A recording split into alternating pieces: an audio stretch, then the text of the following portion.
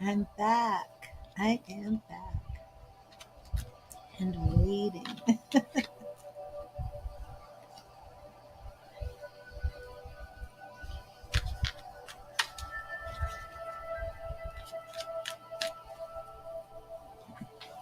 Do a little crystal meditation while I wait.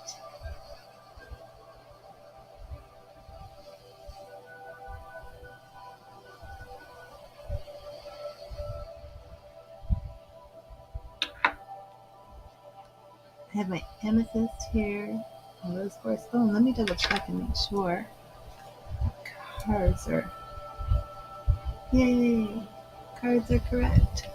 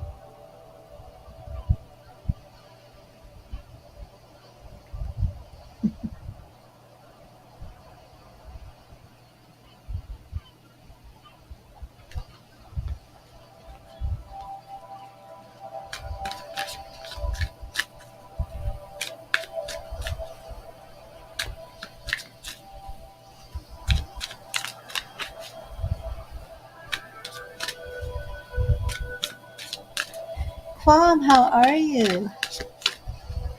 Let me get you your message from Spirit and see what Spirit wants you to know this weekend. And how is your lovely mother? I hope you two are doing well. Thank you, Spirit. What message do you have for Quam? What do you want Quam to know this weekend? What do you want Quam to know this weekend? In Quam, we are looking at, the Ten of Pentacles. This weekend is going to be a good time for you to spend time with your family, enjoying your blessings, and could be financial, could just be the emotional relationships. Share your riches with your family and enjoy your material success. Ten of Pentacles, Ten of Coins, a very, very positive card. So do you have plans with your mother or your father this weekend? Oh, awesome, Plum. And I hope things are going well for you.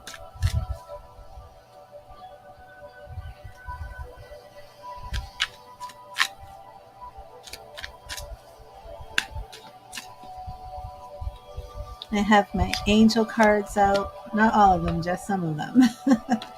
I have many, many decks.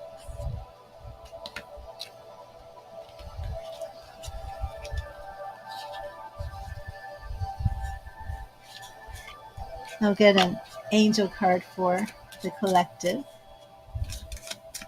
Thank you, Spirit. What angel message do you have for the collective this weekend for those who will watch this video now and later? What angel message do you have? What angel message do you have for the collective? Right here. Hello, Shannon. How are you? Oh, that is weird, Shannon. Yeah, and I had checked to make sure that nothing was backward, and when I went live, it was. So, the angel message for the collective this weekend is relationship. Relationship, which is most likely fitting. You had a birthday dinner for your father yesterday. Spot on then. It makes sense. Your primary relationship is with yourself and God, and every other relationship follows from there. To attract, heal, or balance a relationship, then snuggle more closely with your loving Creator. As you feel safe and loved within, so shall your other relationships bloom and prosper. I love that. I love that beautiful unicorn. Spending time with with God, whoever God is to you.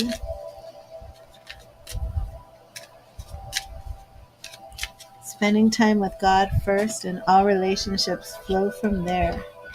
Yes, I think so too, Shannon. And let me get you a message for the weekend from Spirit. Thank you, Spirit. What do you want Shannon to know this weekend? What do you want Shannon to know this weekend? What do you want Shannon to know this weekend? What do you want Shannon to know? And Shannon, we have the Page of Pentacles. So you may be called upon, or you may find yourself in a situation where you have an opportunity to learn something new. This could be something book related, studious, or it could be a deeper truth or an insight or wisdom. The Page of Pentacles. Never stop learning, because if you think you know everything, then you know nothing at all. So this weekend, have your eyes open and be on the lookout for any situation that's coming about where you are going to learn something. Could be an insight about somebody else. Hi, Jill. Yes, of course I'll give you a message from Spirit. And I hope you had a good week. Hope you're doing well. And thank you, Spirit. What message do you have for Jill? What do you want Jill to know? What message do you have for Jill? Thank you, Spirit. What message do you have for Jill?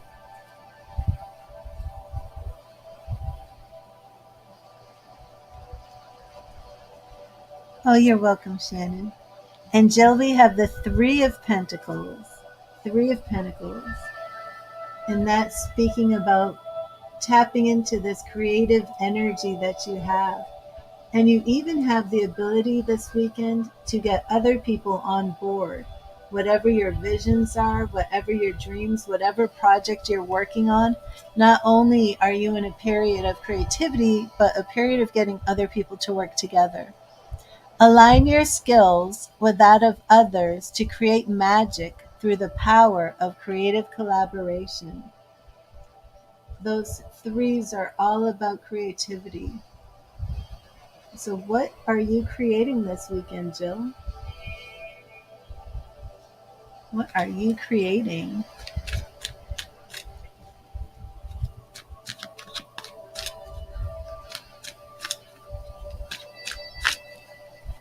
You're welcome, Jill.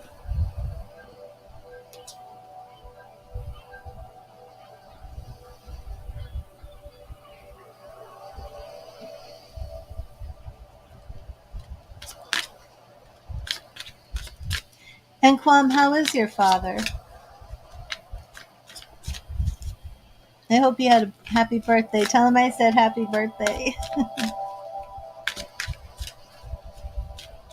Lisa, how are you? Let me get you a message from Spirit. And these are messages. What does Spirit want you to know for the weekend? So let's see. Thank you, Spirit. What do you want Lisa to know this weekend? What insight, what knowledge, what wisdom do you have for Lisa this weekend? What do you have for Lisa this weekend? And Lisa, we have Eight of Swords. Eight of Swords. And those eights represent obstacles. There may be a situation where the obstacles that you're facing aren't, they're not real. They're obstacles that you have in your mind. Stop those negative thoughts and move past these obstacles. The only limits to self-empowerment are those that you place upon yourself. Okay, Lisa? If you're engaging in negative self-talk, saying that this will never happen for you or you can't achieve something, it's time to stop doing that. Okay, Lisa? The swords suit is all about your mind. Eight are obstacles, and you're playing this false narrative in your own mind, and it's really starting to impact you and causing you to place limits on yourself that don't need to be there. Hi, Kamara. I would love to do a love reading for you. We could do a 10-card reading for $10, but I will get you a free message from Spirit. Okay, Lisa, and I hope you take that message with you in peace and love and light. And please work on that negative self-talk. Spirit wants you to address that this weekend. And it could be that there is an opportunity coming up this weekend that you'll miss. You have a job interview Monday. Have you already been talking yourself out of getting this job, Lisa? You have to really get that dialogue positive, okay? You have to stand in faith. You have to set your intentions, and you can't self-sabotage, okay? Hello, Lisa. The other Lisa. Lisa Leonard and Lisa Hazy. And first I'm going to give Kamara a message, Lisa Hazy, and then I will give one to you. And thank you for being here. Welcome to the stream. And Spirit, what do you want Kamara to know this weekend? What do you want Kamara to know this weekend? Thank you, Spirit. Thank you, Spirit. What message do you have for Kamara? What message do you have for Kamara? What message do you have? And Kamara, we have. Awesome, Lisa. Kamara, we have the 9 of Wands. 9 of Wands. Those wands are about spirit. Many times we look to our family. Oh, thank you, Shannon. Always watch your back and mark your boundaries, or others will mark them for you. Did you get that, Kamara? If you're in a situation where you feel that you're being trampled on or taken advantage of, now is the time to really watch how other people are treating you this weekend. And make sure that, they give you the respect that you deserve, that you're entitled to, Kamara. Hello, the Miami Marby. How are you? Miami Marby, how it works is I give everybody who comes in a free message. When somebody makes a donation for a question, the free messages stop and I work on the donations. All individual questions are done on a donation basis, but I like to give the free messages from Spirit because usually that's what's actually more important than what somebody wants a donation for. The Spirit wants to get a message to you directly, so those are free. God bless you, Kamara. And Lisa Hazy. I hope I'm saying that correctly. Let me get you a message from Spirit. Thank you, Spirit. What message do you have for Lisa? What do you want Lisa to know this weekend? What do you want Lisa to know this weekend? Thank you, Spirit. What do you want Lisa to know this weekend? What do you want Lisa to know? Right here.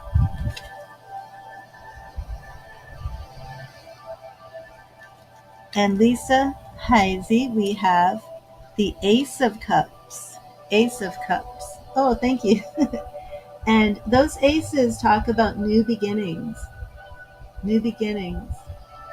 Cups usually does refer to relationships. I'm not sure what your relationship status is, but there are some new aspects to love and relationships. Approach life with a sincere and open heart. Allow yourself to feel love, joy, and happiness to the fullest. But you may be called upon to take some new approaches in your relationships this weekend. Don't be afraid to try something new. Try a new approach. Maybe something you do will actually avoid tension with somebody. A new concept, new direction.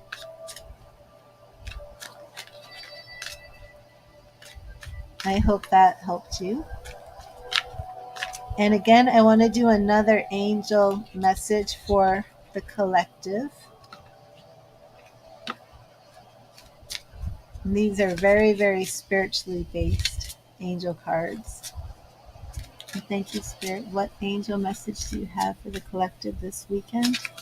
What angel guidance do you have? What angel messages do you want them to know for this weekend? Thank you, Spirit. What angel message do you have for the collective? Oh, listening to share. Oh my gosh, Lisa, look. Look at what the angel message was right when you wrote listening. Wow, that's wild. That was the angel message. Listen. Listen. That was wild. You're welcome, Lisa. God bless you. Quiet your mind, beloved one, and listen to our gentle reassurance that everything has been taken care of. Stay in a quiet and receptive state without worrying about the exact nature of your desire's manifestation. A quiet mind and body hears us quickly and clearly. This is our request to you. Listen. Are you listening to the wisdom of your angels? Your guardian angel is always with you. Many people have more than one guardian angel, more than one spirit guide. Are you hearing your spirit guides, your guardian angels? Listen.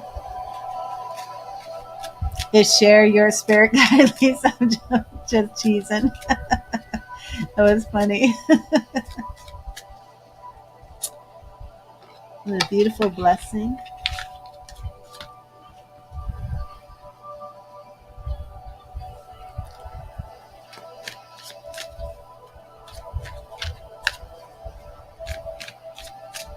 And what is the job interview for? Exactly, Lisa.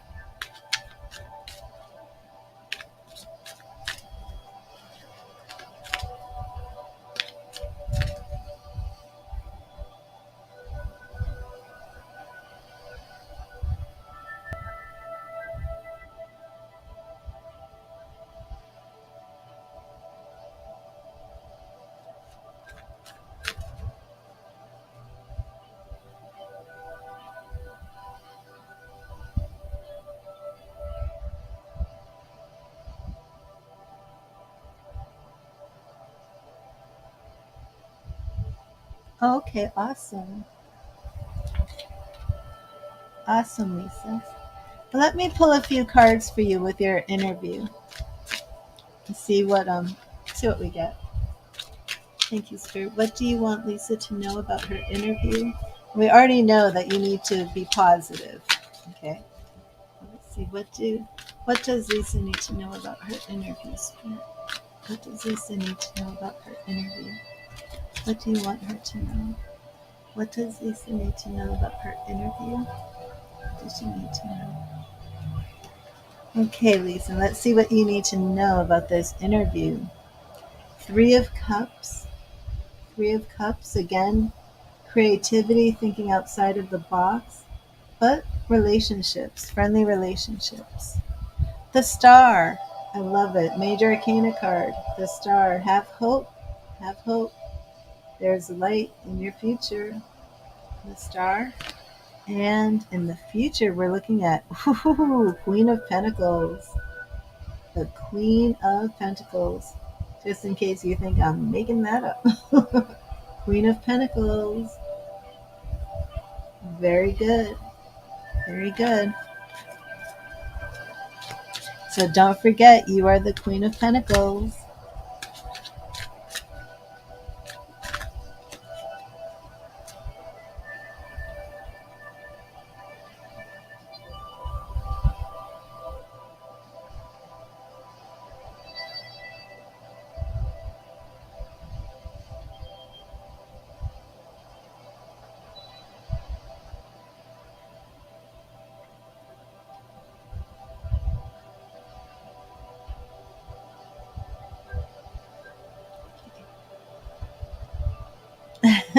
Awesome.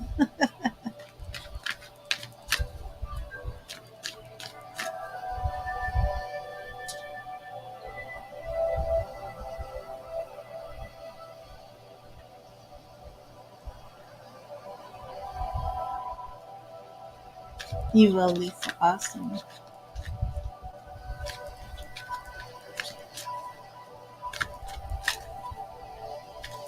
I'll send some Reiki healing.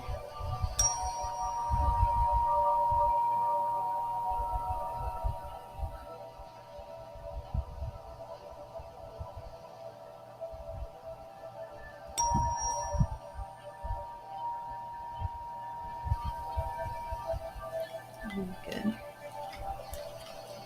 I want to do some of the other ones were daily guidance from your angels. And this is messages from your angels. Really felt led to do a lot of angel cards today. Thank you, Spirit. What message do you have for the collective? What message do you have for the collective? What message do you have for the collective?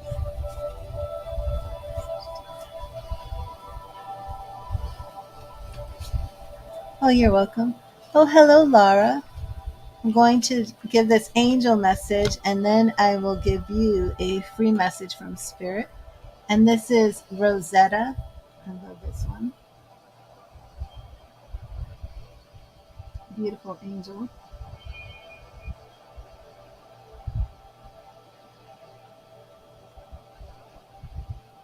Rosetta. You have a gift for working with young people. Is this for you, Laura Spark?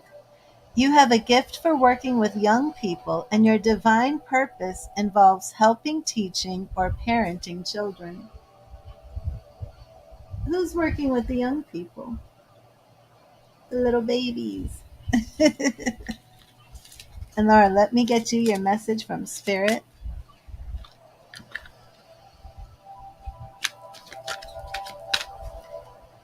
And yes, all questions are on a donation basis. Thank you, Spirit. What message do you have for Laura Spark? What message do you have for Laura Spark? What message do you have for Laura Spark? And Laura, oh, the star. The star. Again. This is your message for the weekend. The star always speaks about hope. Can also talk about things enduring for the long haul, especially if you're in a new relationship. The star card tells us that no matter what situation we find ourselves in, there is always hope. We have always been connected to the stars above the earth, below, even though it may not feel that way. It urges us to have faith, be optimistic, and heal yourself in its light. So, whatever you're going through, just know to have hope this weekend, Laura. Hello, Marshall. How are you? Let me get you a message from Spirit. Thank you, Spirit. What message do you have for Marshall? What do you want Marshall to know this weekend?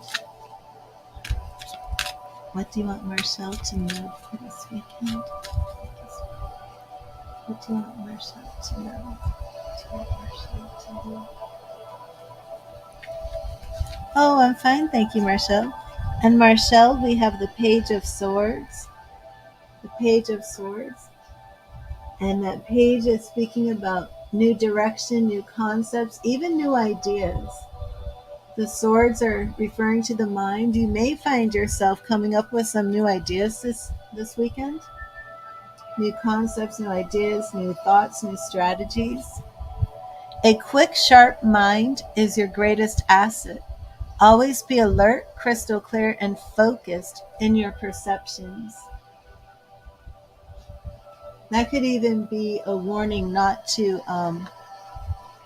misjudge somebody this weekend, but I feel it really does have to do with a new direction. That's what I felt intuitively. And let me know if that resonated with you.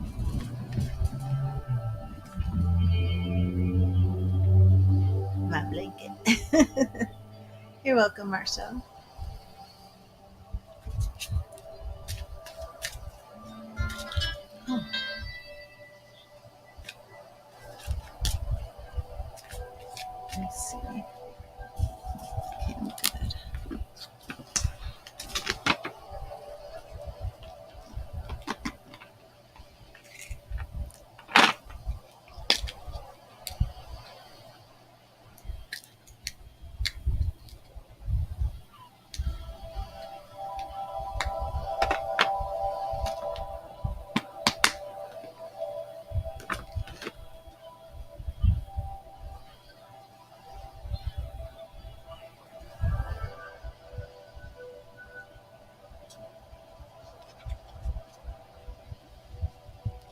Hi, Robin. Yes, you may.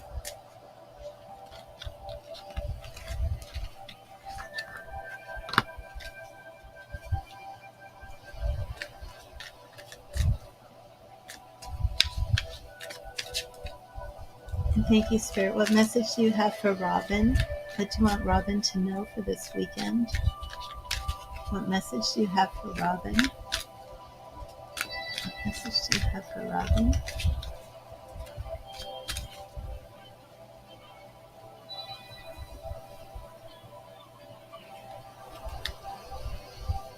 Well, thank you, Shannon. I love life. And Robin, we have the Four of Cups. Four of Cups.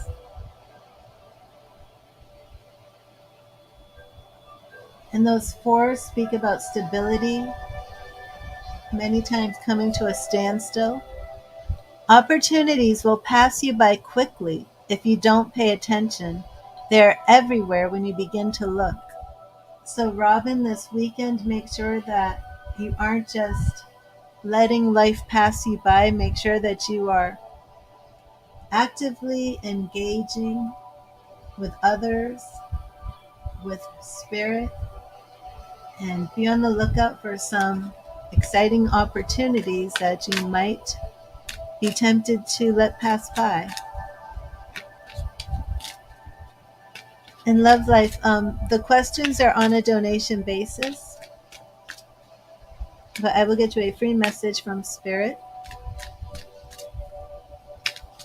Love readings are $4.44 if you would like to address that. I will get you a free message from Spirit. Thank you, Spirit.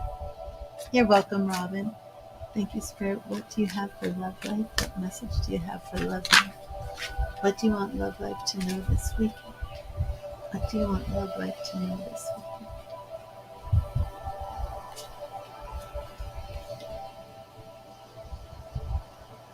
Yep, keep your eyes open, Robin. I like that. The King of Swords. King of Swords. So, Love Life, you are being called upon to use wisdom, use the power of your mind, basically to cut through anything that somebody may be trying to put over on you. When faced with a difficult situation, be impartial and carefully evaluate all your options with a rational mind. But you have the knowledge, you have the expertise in whatever this situation is this weekend. Don't be led by your emotions. Whatever comes up, it's not time to act or respond emotionally, but to really use your critical thinking. What is this? I'm sorry, I have a Facebook spammer. Jason, yes, I will get you a card. Okay, good. And thank you, Spirit. What message do you have for Jason? What message do you have for Jason? What do you want Jason to know this weekend? What do you want Jason to know this weekend? What do you want Jason to know this weekend? What do you want Jason to know? And Jason, we have Justice. Justice. Major Arcana card. I have noticed a shift in your cards, Jason. But you want to follow your true path. You want to, this weekend, if you're in any situation where you're faced with any choices, follow your heart. Do what you know is right. Always make the honorable choice, one that not only agrees with spirit, but agrees with yourself. The lesson in the Justice card is that we reap what we sow. It reminds us that ultimately we are all answerable to the universal law of cause and effect, and urges us to take responsibility for our actions, do the right thing, and be balanced, open-minded, and fair in all situations. But like I said, it also represents being on the right path, living your authentic self, living your authentic truth. Justice isn't just about being fair and just with others. It's about being just and true with yourself.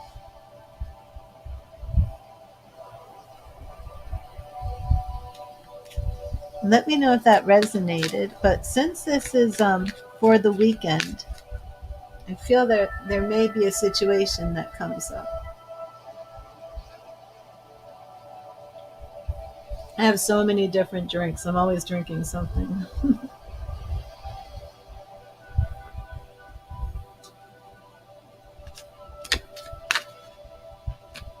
You feel like you're leaving the past behind and beginning anew. Awesome.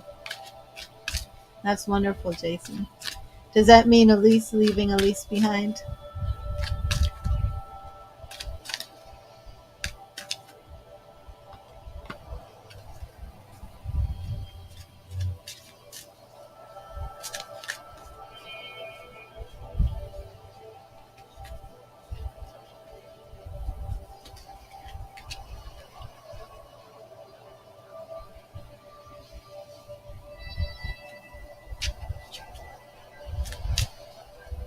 That's wonderful, Jason.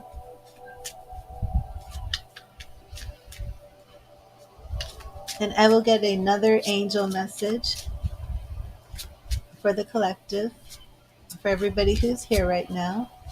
And thank you, Spirit. What message do the angels have for the collective? What message do the angels have for the collective?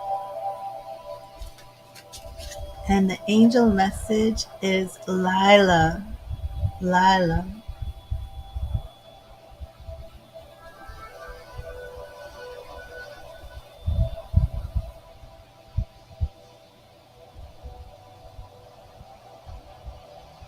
I'm trying to see if it'll focus. Maybe after I read it. Spend time alone in nature, meditating about your desires and intentions. Ask the angels to help you gain a positive perspective. So spend some time in nature this weekend.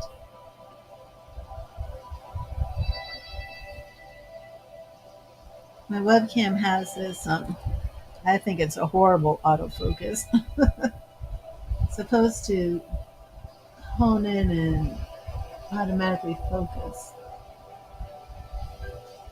But that looks like a big blur. I'll try it one more time. Try it from far away and see if that helps. And that might be working.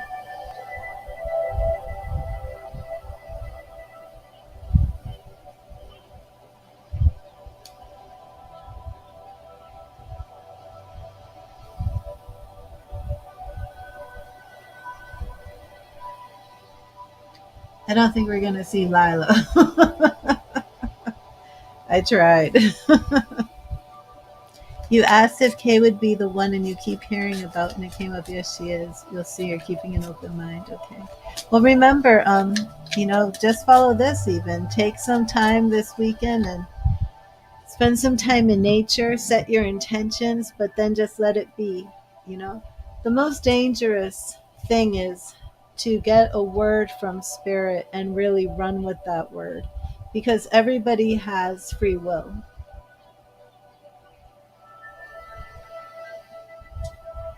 And were you specific when you said be the one? Was it in tarot? Ground yourself, exactly. Yeah.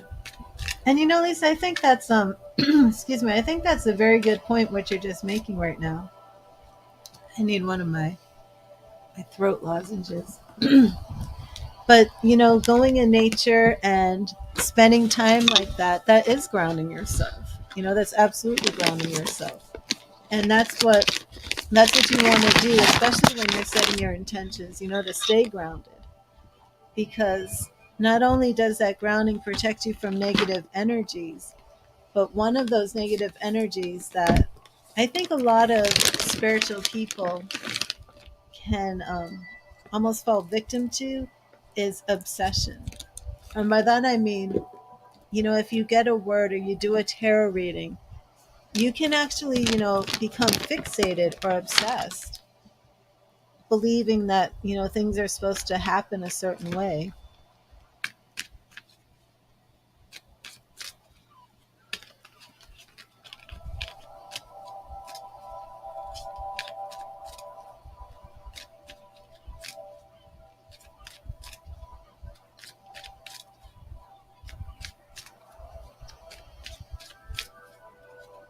Mm-hmm. So you want to be very careful with things like that, Jason. You know, if somebody's the love of your life.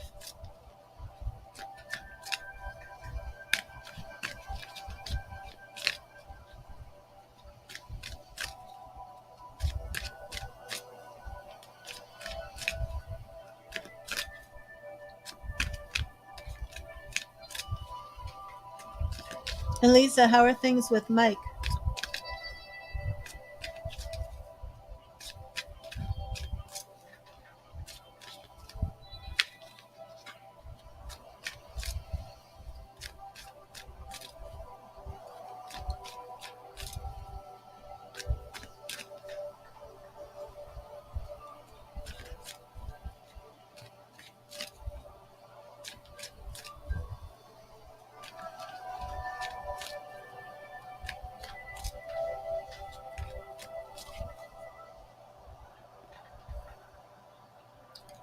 Wow.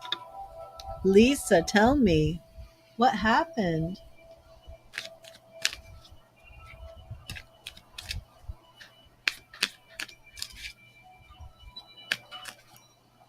Man, that's wonderful.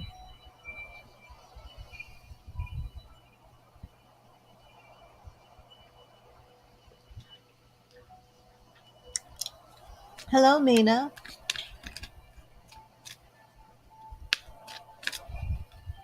Oh, awesome, Jason. A smart girl. Amina, all questions are on donation basis, but I will give you a free message from Spirit.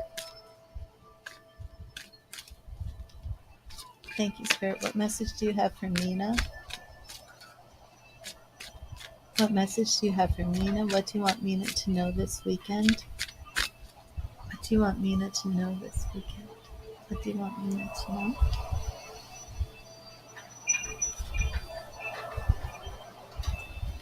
Oh, Lisa, I'm so happy for you. And Mina, we have the Seven of Pentacles. Seven of Pentacles. And you may be looking over your life right now and wondering if you need to make a direction change. Those sevens are speaking about the experience that you have, that you are at a place where you're very wise, very mature. You've gone through some stuff. And right now, you're wondering if you need to go in a different direction. Absolutely. Okay, awesome. Sometimes you need to have a little patience and take a moment to reflect before you can enjoy the fruits of your labor. You're in the most turbulent phase of your life. Okay. Yes, so this weekend you really want to slow down and make sure that you do this very, very cautiously, very carefully. This is something that would be good for a Celtic cross reading. Hmm.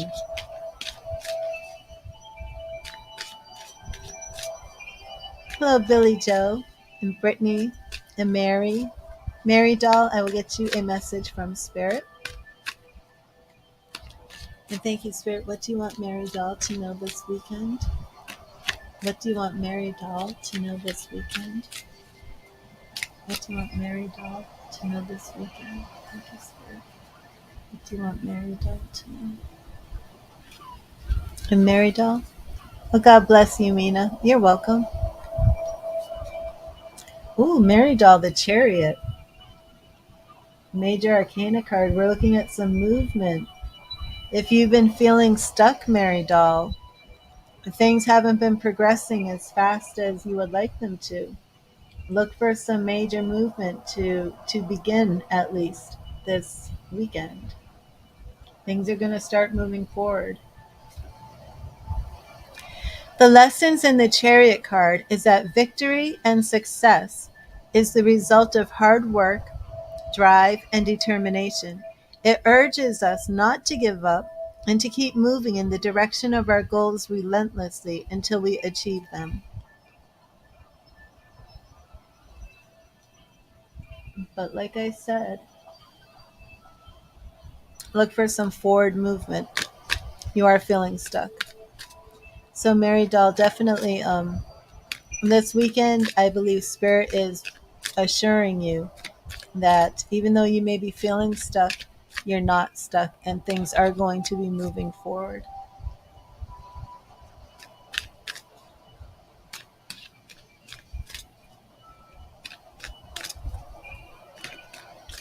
Oh, Billy Joe, I'm so sorry.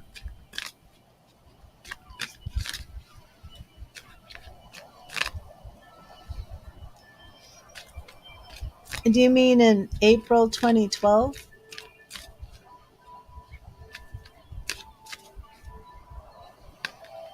You have a 4, comma 12. You're welcome, Mary Doll.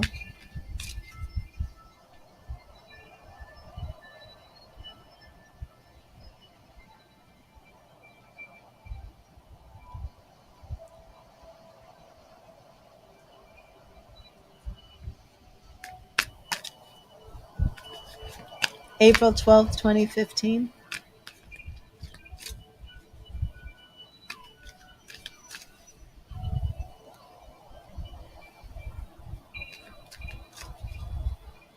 I will set an intention, Billy Joe.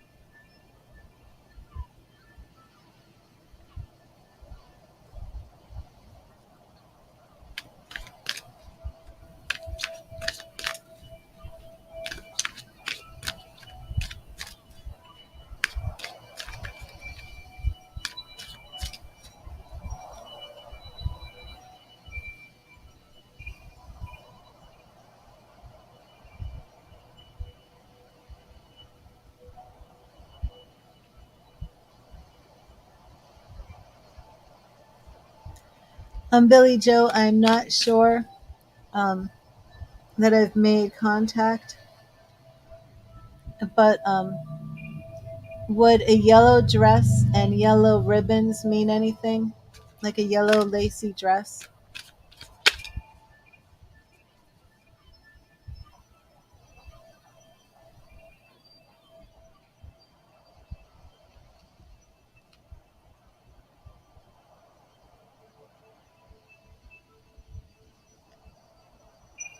Brittany, let me get you your message from Spirit. But Billy Joe, I am setting the intention.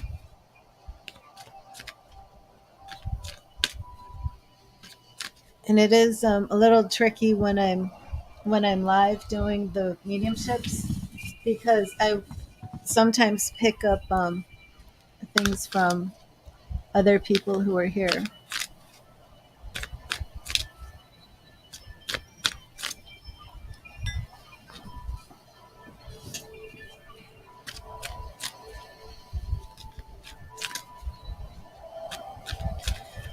And this, for anybody who's here, I keep hearing gumbo, gumbo.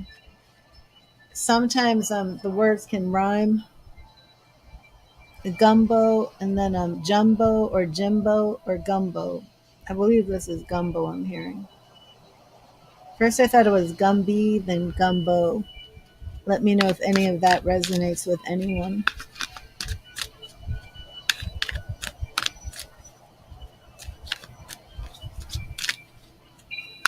And I am setting an intention for Brianna.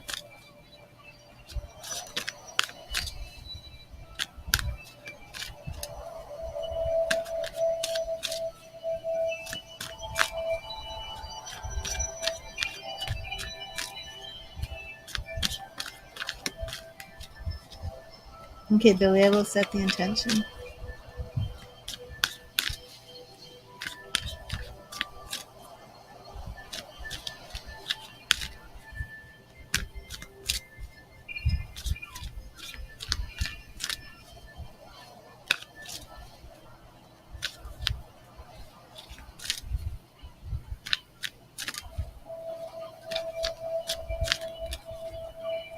I'm hearing, I don't know what this could mean, Nightbird. Is this a band or something, Nightbird? Thank you, Spirit. What do you have for Brittany? What do you want Brittany to know this weekend? Nightbird. Let me know if that resonates with anybody. Okay, Brittany, we have Two of Pentacles. And this is speaking about being overburdened, overstressed, and needing to make a change. It is time that you give off some of the burdens that you're facing to other people who can handle them. The key to balancing multiple priorities is the ability to be flexible and go with the flow.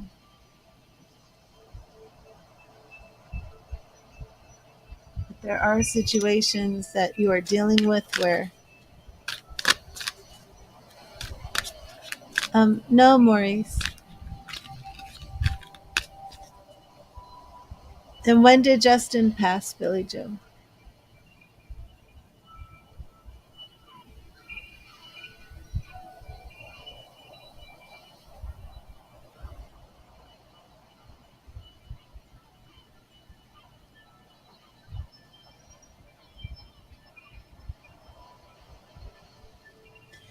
You know, is somebody in here from New Orleans or with a New Orleans connection?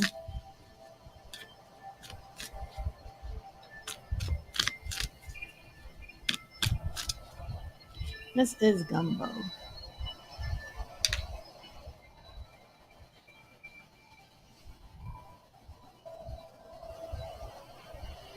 Or maybe I should say Louisiana, not just New Orleans. Does somebody have a strong connection to Louisiana?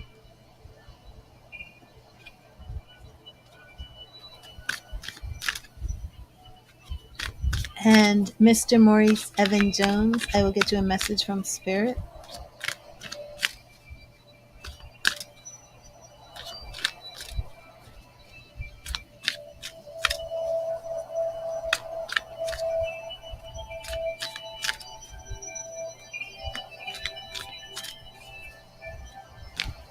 Hi, Crystal. How are you? Michelle, do you have what you have the connection to Louisiana? Um, do you have a woman in spirit who would have been cooking gumbo for you or something like that?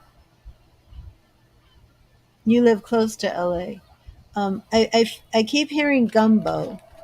I just set the intention to connect to Brianna and Justin. And is your mother in spirit, Michelle, or is this a grandmother? I do feel this is a woman in a kitchen cooking gumbo.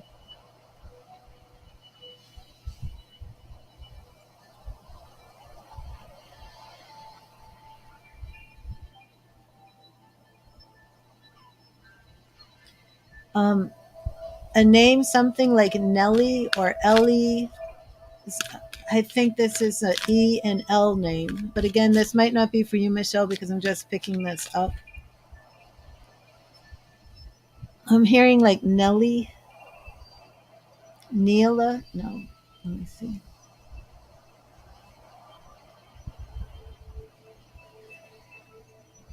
So, Michelle, your mom is in spirit. Okay.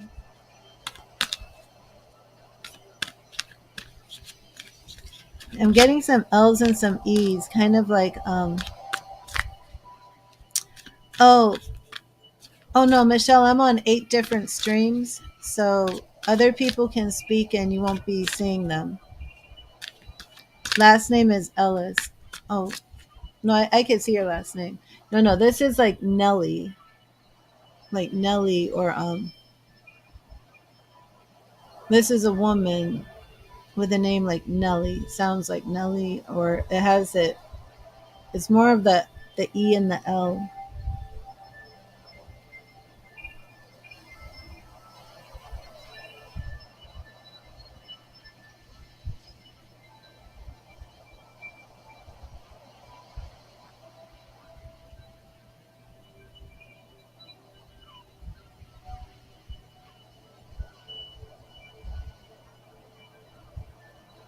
You do remember the gumbo from before, Crystal? I don't.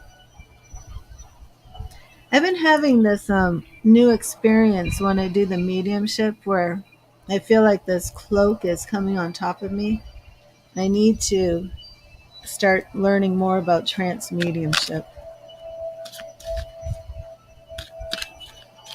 Almost like a weight is coming over me.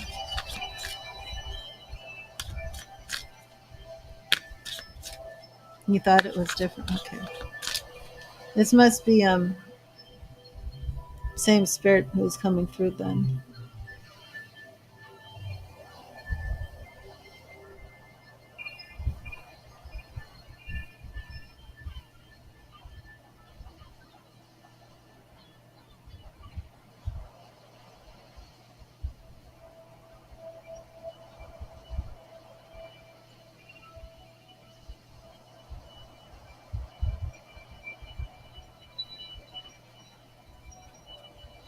And Billy Joe, are you still here?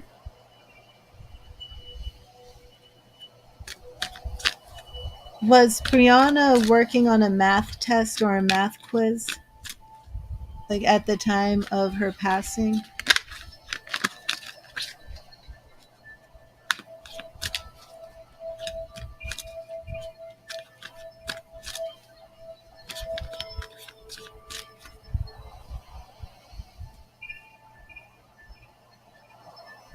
She was? Um, was this like she was preparing for a math test or a math quiz and she never did the math test or math quiz because she passed? You're not sure? Okay.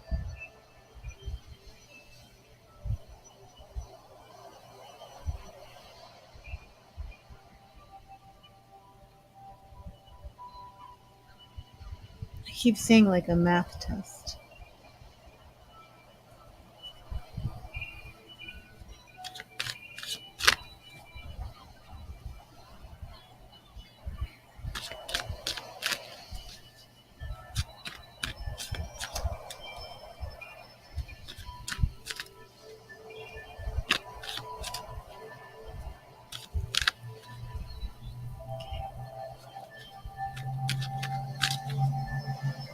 Who wanted the free message from Spirit?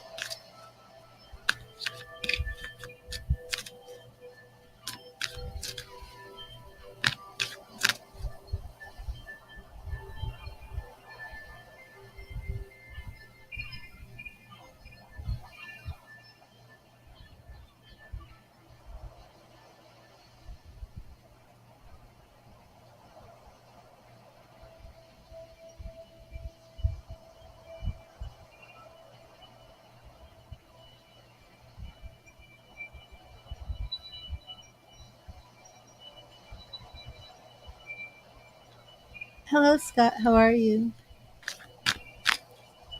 Billy, would iguana mean anything?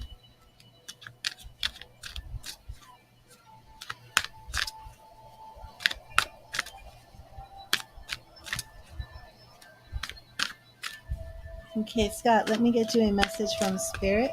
What Spirit wants you to know this weekend. Thank you, Spirit. What do you want Scott to know this weekend?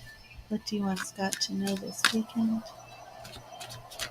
What do you want Scott to know this weekend? What do you want Scott to know this weekend? What do you want Scott to know this weekend?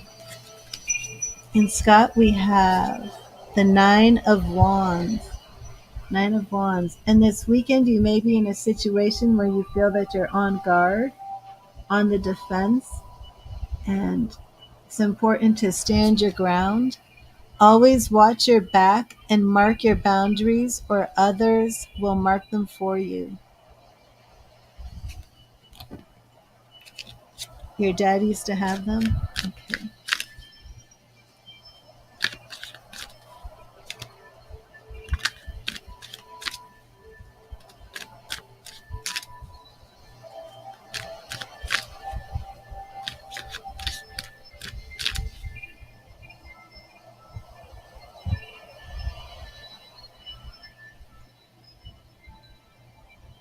And anybody with a Lillian, Lily, or anything relating to lilies, but I believe it's the name Lily, or Colleen. Hello, G Star. How are you? Something like Colleen, Colette, and a Sharon. Hello, Ian. How are you? Oh, you're at a cafe. Awesome. It's good to see you. And G Star, let me get you a message. Thank you, Spirit. What message do you have for G Star? What do you want G Star to know this weekend? What do you want G Star to know this weekend? What do you want G Star to know this weekend? What do you want G Star to know this weekend? And is our Louisiana woman still here? In G Star, we have the King of Swords. King of Swords. And G Star, you're being called upon to handle a situation this weekend with expertise. And it could be that it could be you're the expert and you have the knowledge and wisdom to correct this situation. Or it could be that you're being asked to go to somebody that you feel is an expert to deal with this situation. King of Swords. When faced with a difficult situation, be impartial and carefully evaluate all your options with a rational mind. There you are, Michelle. Well, Billy, all questions are on a donation basis. But I don't think did I give you a message from Spirit, Billy? Michelle, okay. So Michelle,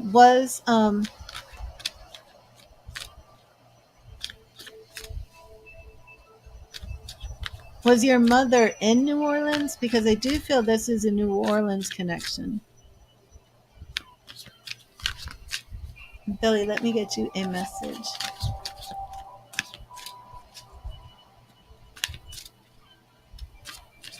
Hi, New Blue. Okay, Billy, I will get you a message. Thank you, Spirit. What message do you have for Billy? What do you want Billy to know this weekend? What do you want Billy to know this weekend?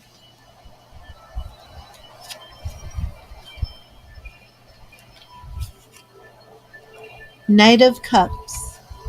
Knight of Cups. And take action. Follow your true heart. Follow your intuition, Billy. Always follow your heart. It will never lead you astray because it knows things your mind can't explain. Okay, Michelle.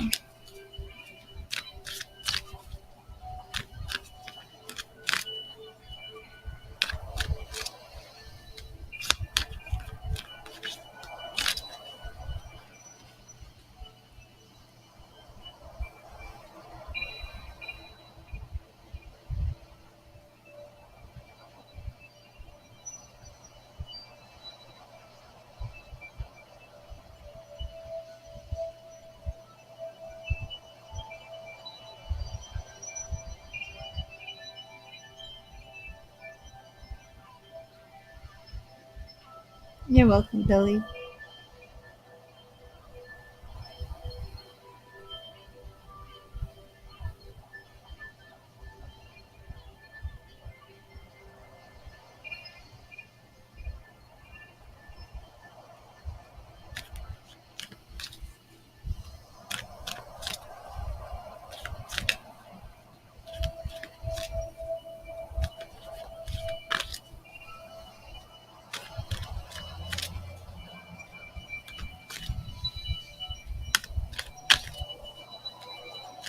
I do have a woman stepping in who is showing me her hair, and she's talking about wigs.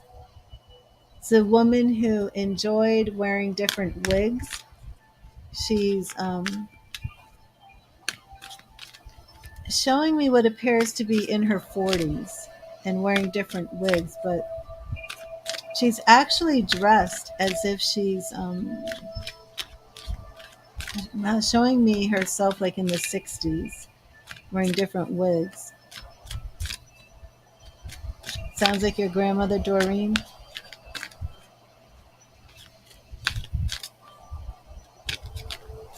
She's even wearing her hair like in she died in her 40s.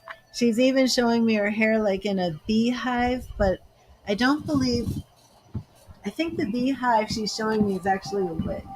But she is showing me herself in a black dress. It's like a short cocktail dress. Yes, like the cone. Like a beehive cone.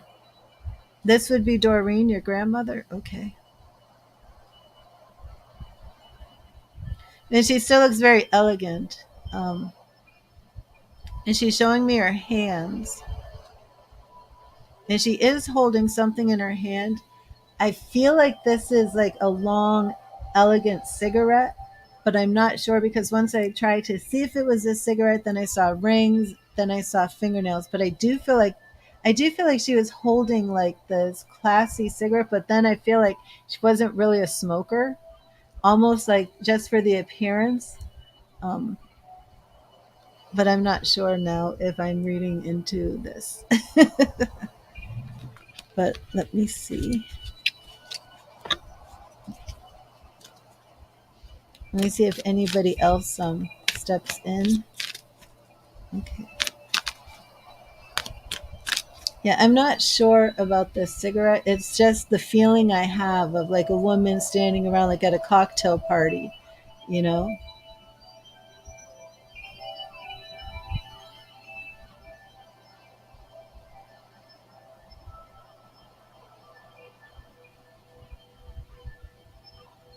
She almost has like a Mad Men vibe. Do you know what I mean? Like somebody who you would have seen on the show Mad Men. Like very elegant, very classy. New Blue. Yes, New Blue. Let me get you a message from Spirit. Thank you, Spirit. And Billy Joe, I'm not sure if you're still here, but I do have that intention set.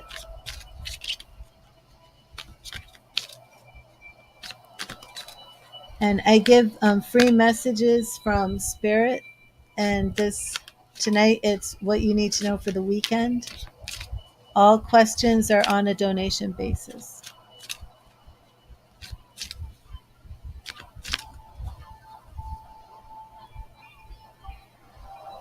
Let me see if she'll show me anything else, Crystal.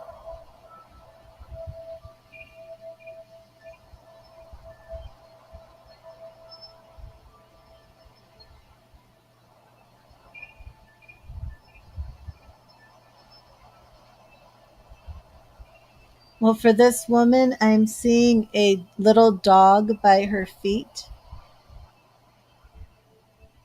I'm seeing a little dog. I'm not sure. First, I thought it was a poodle, but it could be another small type of dog. Got dogs on the brain now. Hello, Star Lova. How are you? Canwall. And I was going to draw a message for New Blue. Thank you, Spirit. What message do you have for New Blue? What message do you have for New Blue? But this dog is coming through. Hello, Michelle. Yes, I'll get you a message from Spirit. Thank you, Spirit. What message do you have for New Blue? What message do you have for New Blue? And New Blue, we have the Eight of Swords. The Eight of Swords. So if you're in a period right now where you're engaging in a lot of negative self-talk, if good things are coming your way, but you're missing them because you aren't setting your intentions, you're in even a period of self-sabotage, now is the time to really get out of your mind And make this weekend a time where you set positive intentions, engage in positive self talk, and you're going to attract a lot more blessings your way. The only limits to self empowerment are those that you place upon yourself.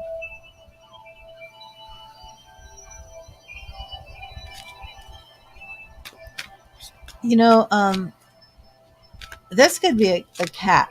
I think the dog is from something else, and I think that I am seeing. No, I don't know. I was seeing a dog and a cat.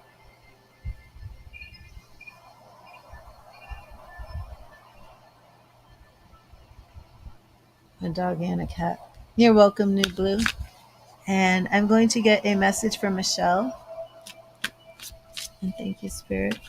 Thank you, Spirit. What message do you have for Michelle? Yeah, Michelle, every time I'm seeing you now, I'm getting all these Louisiana things. Now I'm seeing Bayou. I'm hearing Bayou.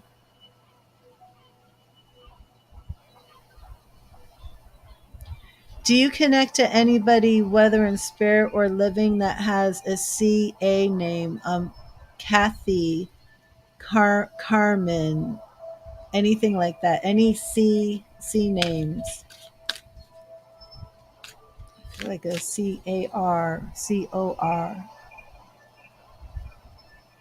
She had a small poodle and cats. Okay, it's Doreen. That we're definitely with Doreen. Crystal, I got to take out another dog. Doreen just popped right in.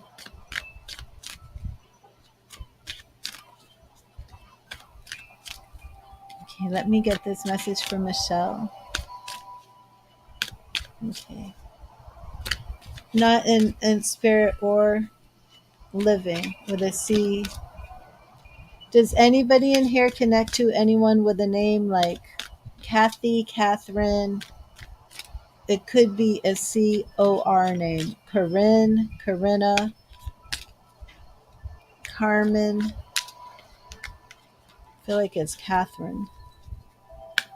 Okay, let me see. Thank you, Spirit. What do you want Michelle to know this weekend? What do you want Michelle to know this weekend?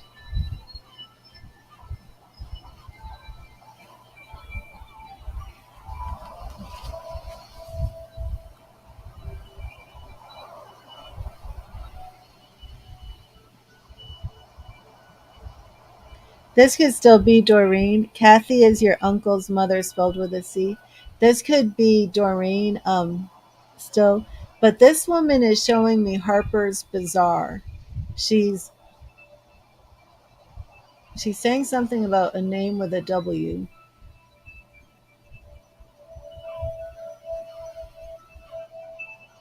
Like this woman,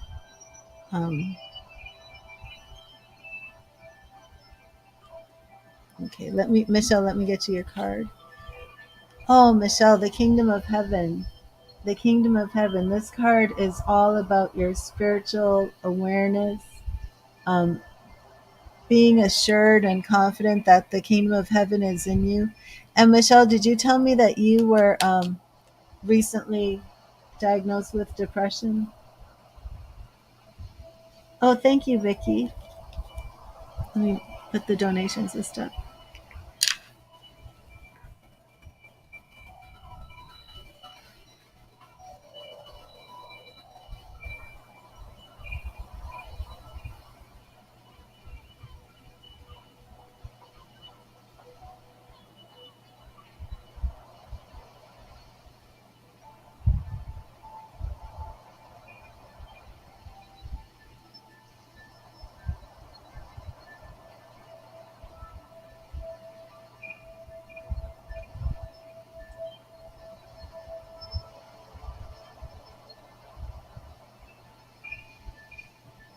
William is your uncle.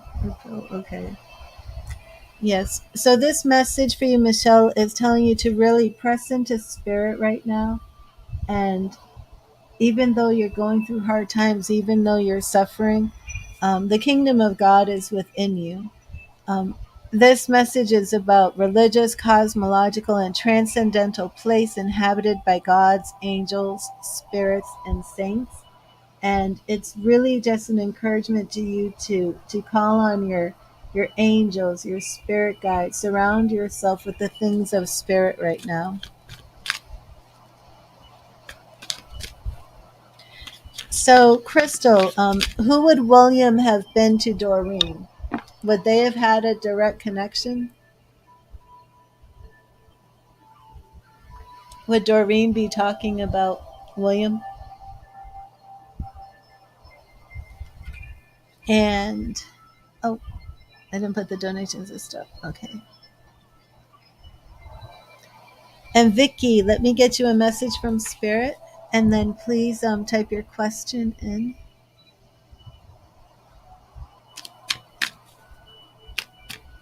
And thank you, Spirit. What message do you have for Vicky? What do you want Vicky to know this weekend? What do you want Vicky to know this weekend? When was Kathy's birthday? Oh, you said just a couple days ago? This could just be Doreen then. Absolutely. Was Kathy were Kathy and Doreen related, directly related? Okay, the Catherine, the William. Okay. This could just be Doreen speaking. Okay.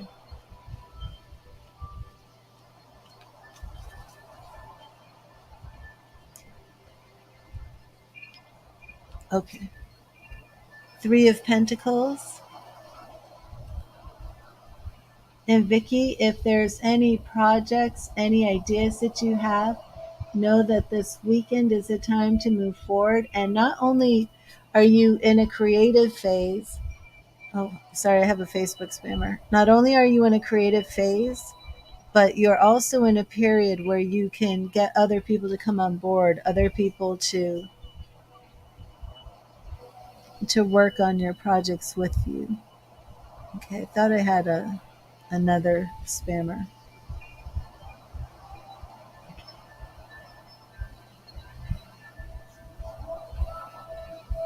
Three of Pentacles. Okay. And I'm going to clear and charge the cards.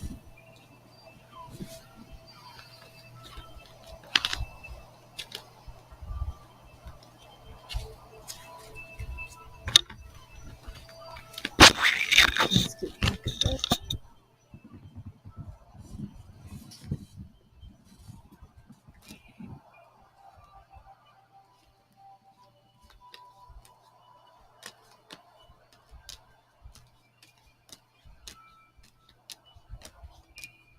Did Doreen have a heart attack?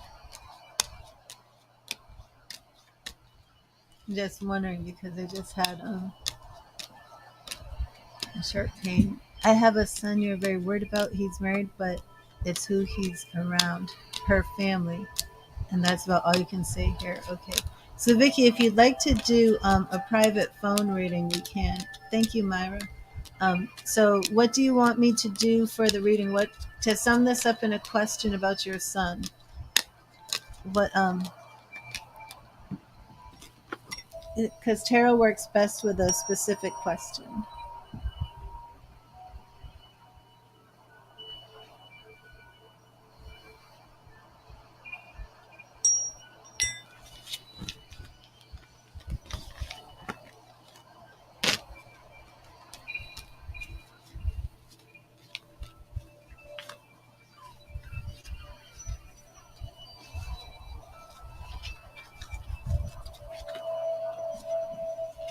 A 10 card reading, I feel would have been best for your situation, Vicky. But we will do an in depth. Is anything being directed at him in a negative way, and is he okay? Okay. Either question is fine. Okay. And how old is your son?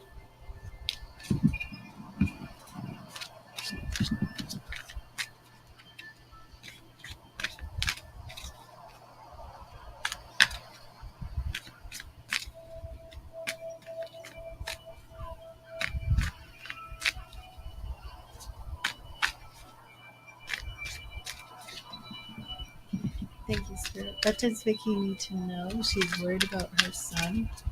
Is anything being directed at him negative or anything? Is anything negative coming at him? It's 23. Okay. What does she need to know about her son?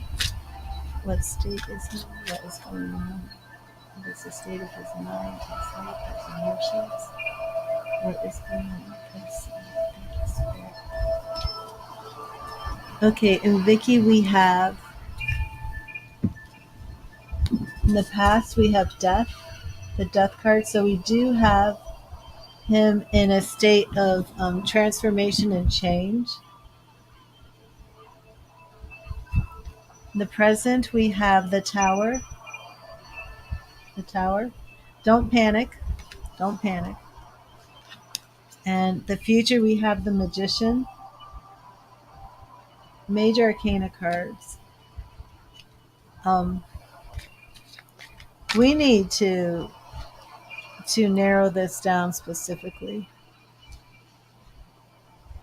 I really want to do a 10 card read here. I'm going to put these back, Vicky, and we're going to do a 10 card read. Give me a second to take a quick break, and I will be right back. Don't go anywhere. But we're the Death Tower and the Magician, 3 major arcana cards right off the bat. We need to see what's going on with your son, okay, Vicky? It was something with our heart. Okay. I'll be right back. I'm just going to take a 2-second break, Vicky, and then I'm going to give you the 10 card read. I'm just going to add it on for free, okay? I want to see what's going on with your son. I'll be right back.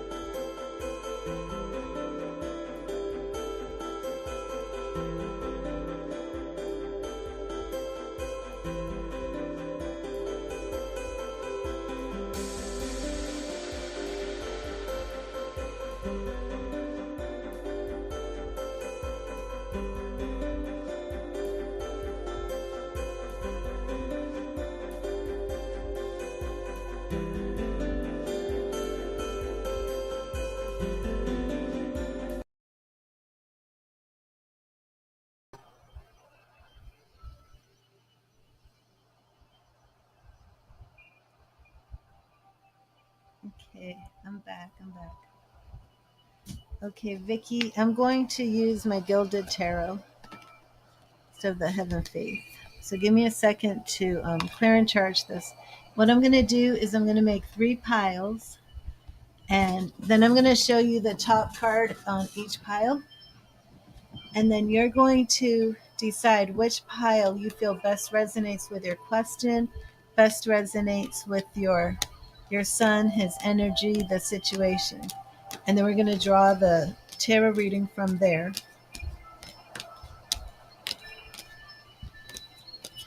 And let me ask you straight off the bat, since we saw Magician, are you feeling that some of these negative forces, first, let me say, did you think this was drug related? And second, though, did you think there was some sort of witchcraft involved? I want to get that clarified first.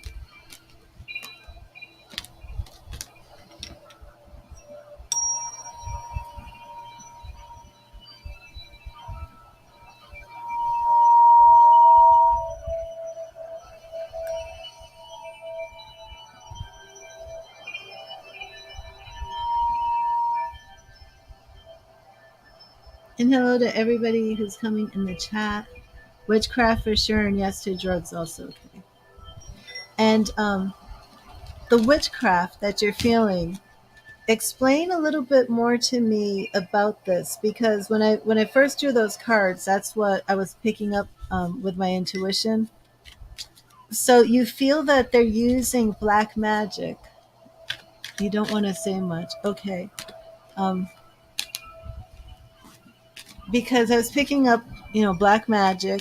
I was picking up. Hmm,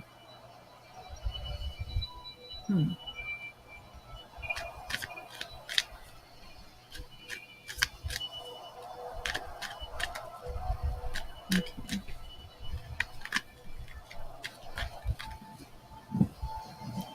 So let's I've got these cards charged. I'm going to make 3 piles.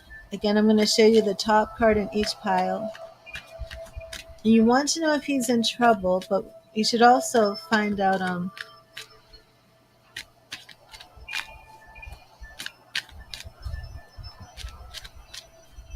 Okay.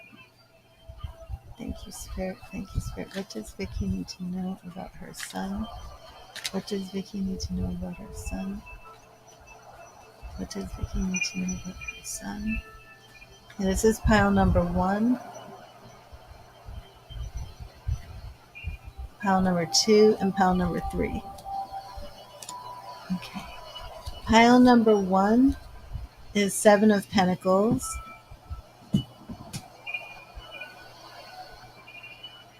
7 of Pentacles. And this card would represent you.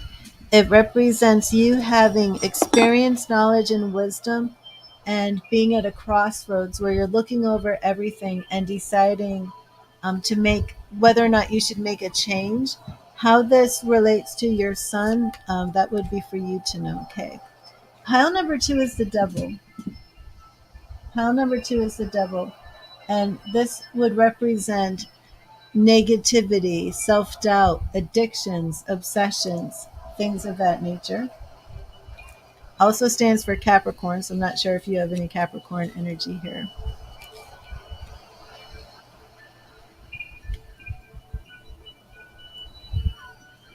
Okay. And pile number 3 is the 2 of Pentacles, being at a crossroads, and I do feel that this would represent your son. Being at a crossroads, needing to bring balance into the situation, but needing to decide which way he's going to go. So pile number 1 is the 7 of Pentacles. Pile number 2 is the devil, and pile number 3 is 2 of Pentacles. And which pile do you want to go with for the reading? Pile number 1, 7 of Pentacles, which represents you. Pile number 2, the devil, which I feel represents the situation. And pile number 3, 2 of Pentacles, which I feel represents your son being faced with a choice right now.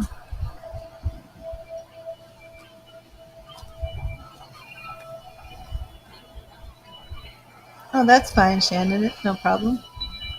Do you pick pile 1, 2, or 3?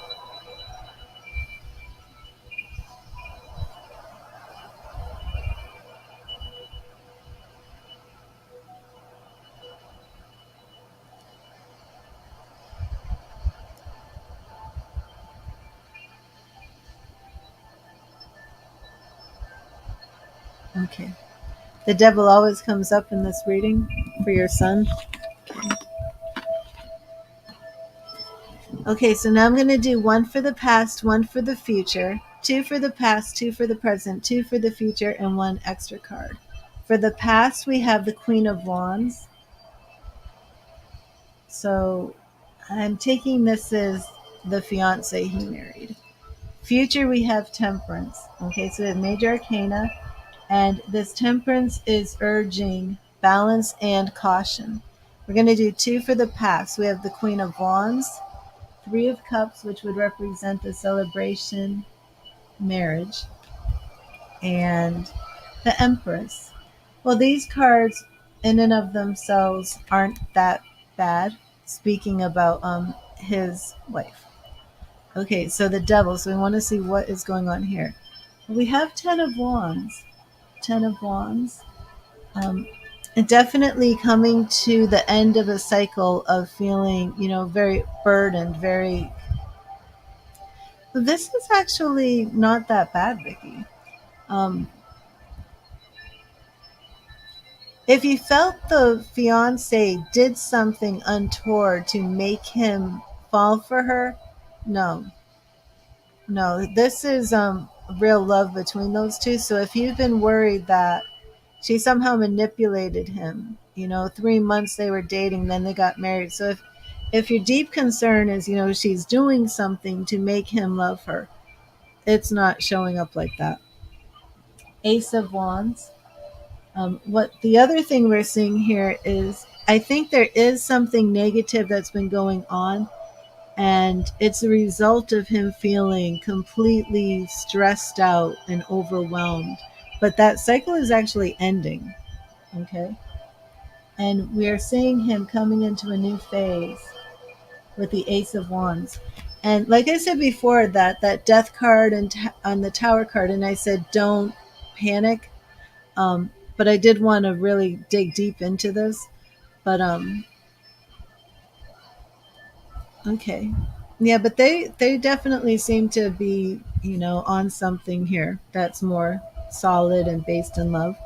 Um, The tower can represent that some things have to be torn down before they can be built up. He's coming out of the end of a negative cycle, coming into a new cycle, but I really need to hone in on the future. We're starting off with Temperance. And again, we could have some Sagittarius energy here. I'm not sure. Do you know if anybody's a Sagittarius in this situation? But definitely balance and caution. Ace of Swords. Again, new beginnings, new concepts. And Queen of Cups. Yeah, that's what I was saying. This is real love. He really does love this woman. Into the Hermit. So he is going to need to take some time to get in touch with his intuition. He has something going on with his life that maybe what you're sensing, Vicky. November 26th, yeah. So she's Sagittarius, he's Aries. But maybe if you're sensing that she somehow manipulated this relationship and it isn't based on real love, I wouldn't worry about that. If you're sensing that maybe he's been doing some sort of toxic or unhealthy habit, I do think that's possible, but I also think it looks like he's actually on the right path and is going to be coming out of this. Yeah, I'm not seeing anything too negative. I do want to ask you, has your relationship with him suffered since he got married? Is he not as close to you as he used to be?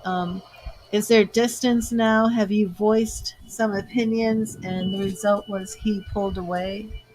Anything like that?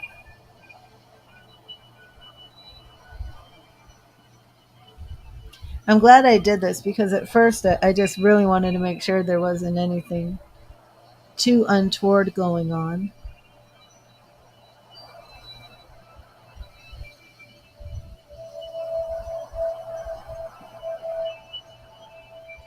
But yeah, there is something, in the present that isn't very healthy, but he's coming out of that. Right. So is this what a lot of the issues are, that you feel he's pulled away and you're feeling that maybe she's pulled him away, but she hasn't done anything, occult wise to pull him away or anything like that. It's they love each other. It's here in this past of how they found each other. The Queen of Wands, he saw her as a woman with qualities that he liked and admired. That celebration, that happiness, the engagement, the wanting to get married, and then the Empress. So there could be a baby coming soon, but either way, this Empress energy that he feels for her, it is motherly, it's nurturing, it's loving. He does feel that she's, the one, and the relationship's growing. But again, there is something here with that Devil and that Ten of Wands, but that is coming to an end, and we have the Ace of Wands here. We are coming into a new beginning for these two.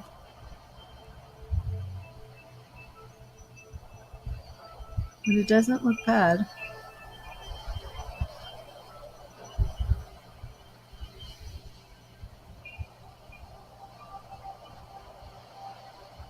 There is a baby coming, okay.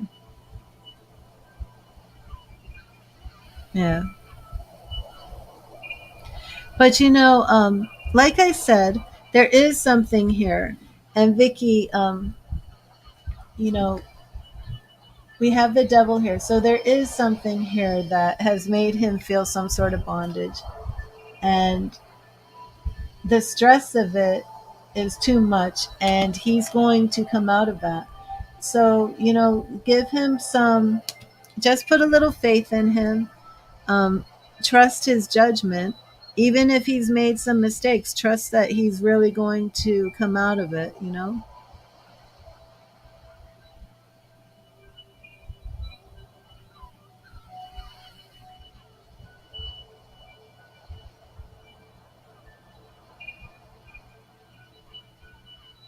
So is she Mexican or something?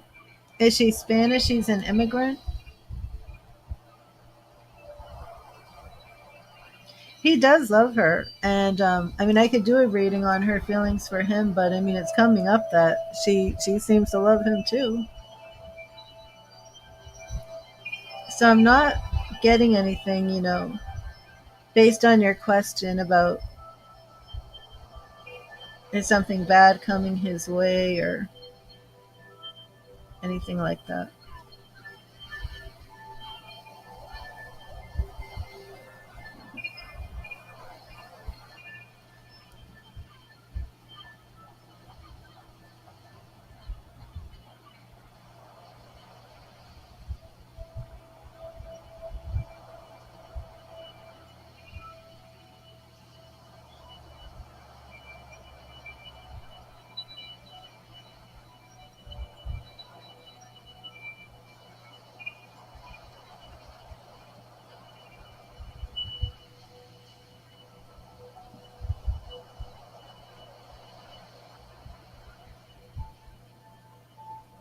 Okay, thank you, Sarah.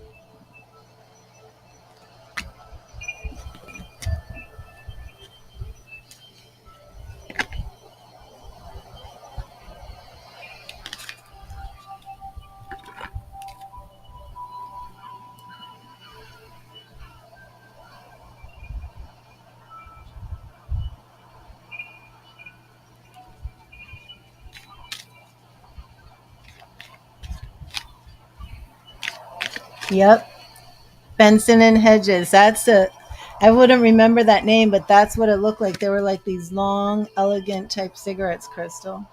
Wow, that is Doreen. And I didn't write any of this down. Let me bring up the document real quick. I have Sarah has made a donation, and Vicky, I did give you the free 10 card reading. So if you would like to go into anything about her and her mother, I would say to do another 10 card, $10 donation. That would work. And Sarah, let me bring up Crystal's document real quick because her Aunt Doreen came through. It always happens, you know. It's very hard when I do mediumship live. I set the intention for Billy. Was it Billy Joe? For her daughter and brother. And Crystal's aunt came right through. Okay. So we have Crystal's aunt, Maureen. She showed me wigs, showed me the beehive hairstyle with a comb. She said 40s. Showed me she was wearing the black cocktail dress, holding a long cigarette, and it was Benson and Hedges. Showed me a poodle, and then cat, and that was confirmed. She spoke about Catherine, or I just heard Catherine. No, she didn't speak it. I heard Catherine and a W name. So those were probably more of your relatives coming through. And I did feel her area.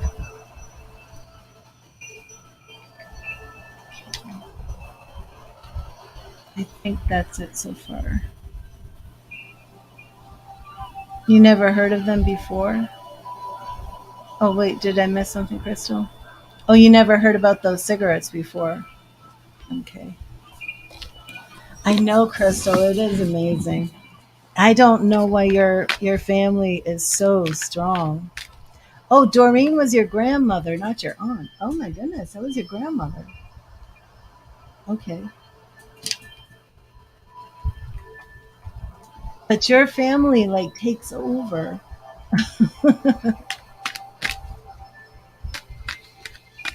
Okay, awesome, Vicky. Sorry about that. Okay, Sarah. Well, there you are. Will you type in your question? And we're going to do the same thing of the 3 piles. Hello, Linda.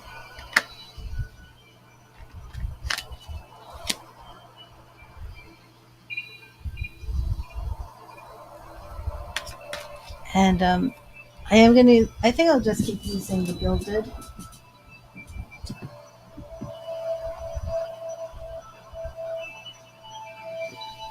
And I think Doreen still has some things to say. So, oh my goodness, my leg.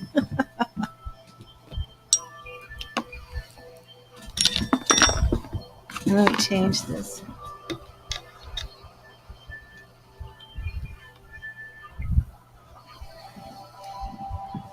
Here you are, Sarah. Well, I don't know if I told you guys when I was little, way before I knew anything, you know, about mediumship or anything like that.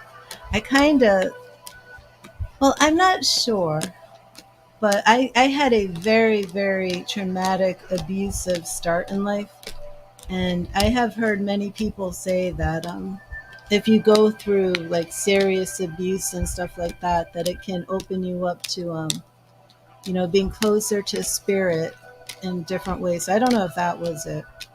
But when I was little, not only had I had that start, but I was also very, very rebellious. And as a little girl, when I was living with my great aunt and my great grandmother, who definitely had a lot of psychic gifts going on, like my great grandmother, she would sit down and she was older and she'd like watch TV and she'd say something like, I haven't spoken to Madeline in 2 years. Ring! Ring! Hello? Madeline! I was just saying I haven't spoken to you in 2 years. So there was a lot of stuff like that. But with my, when I was little, I played this weird game where I didn't want to go to sleep at night. And with my aunt, she would like send me to bed and turn off the light, and I'd be so mad that I didn't want to go to bed. So I try and keep the light on in my mind, which is like so bizarre. I don't know why I would think to do this, but I would like stare at the light bulb really hard, and I'd squeeze my eyes and like try and see that imprint of the light in my mind. Really weird thing for like a 5-year-old kid to do. And then I would just kind of go with this light, and then I would see a tunnel, and then I'd go like play with my imaginary friends that I would see in the tunnel. And then like some weird things started happening. Like that house, it could have been the house too, because this house was in Massachusetts. I know that house was haunted because that house, like, you go to sleep at night and you would hear people walking up and down the stairs. So I think it was kind of like just all the ingredients were there. But what I was going to say is when I look back at those experiences, they were definitely mediumship experiences as a child. And, all of it, the mediumship, psychic type phenomenon, paranormal activity, that stuff has been with me as far back as I can remember. But I never knew that this could be mediumship and that it could be something that I actively engage and not lose my mind doing it. And, my mediumship classes and training, like that just changed everything. Yeah. And, like there were just a lot of weird random things where I remember one time I had a friend and he was like, "You want to come to my house?" And I went to him. He went to his house. He opens the door and this dog jumps up. And I just said, "Max, Max." Like, weird, right? And he looks at me, he's like, "How'd you know my dog's name was Max?" I'm like, had no clue how I knew it was named Max. I was just calling it Max. But it just happened like so naturally, and it's just very strange. So I'm like, I can't explain how it happened, but the mediumship thing did happen. And I was one of those kids. I had tons of imaginary friends. And I mean, one of my imaginary friends, her name was Gail. And I must have been 3 to 4 years old where I saw Gail just about every minute of every day. Like from the time I woke up to the time I went to sleep, Gail was with me. And Gail spoke to me all the time. Gail played games with me all the time. Gail went to school with me all the time. And, I'm just like, what, Gail, were you a spirit guide? Who were you, Gail? Was that you walking up and down Aunt Marge's stairs? But just radical. But, I went through a lot of period in my life running away from all this stuff. And then had come into, the influence of religious nuts who are like, this is all evil and you're evil and stuff. Well, no, Shannon, it's a long story. I was abandoned as a baby. So that kind of made me an only child. So when I turned 7, my mother brought me back into her life. And I actually remember meeting my mother, meeting my half sister, and then meeting 3 stepsisters. And I went to live with my mother and all my new family at the age of 7, and then was kicked out of the house at the age of 12 and became a teenage runaway and pregnant at 15. And between the ages of 12 and 15, I have many, many amazing, miraculous stories of being saved from some of the most horrific experiences you could imagine. No 12-year-old girl should be living on the streets as a runaway. Yeah.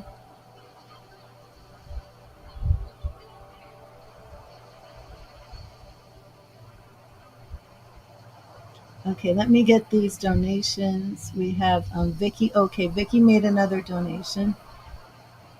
And sorry for rambling. Yeah, then the story keeps on going.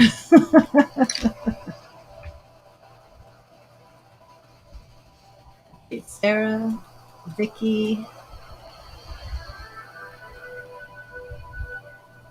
Jillian. I will share something with you that one day when I write this all down in a book, this was the moment when my life kind of changed for spirit, knowing that something major was going on. And I've lived in runaway shelters. When I was pregnant, I was basically homeless and lived in a home for pregnant teenagers, things like that. When I had my baby, I went to a foster home because I did not have a home to go to. So me and my daughter, we were in foster care, but I aged out at 18. And back then, some states, I guess now make it, easier when you turn 18. But for me, I turned 18 and I was homeless with a baby, with a 2-year-old.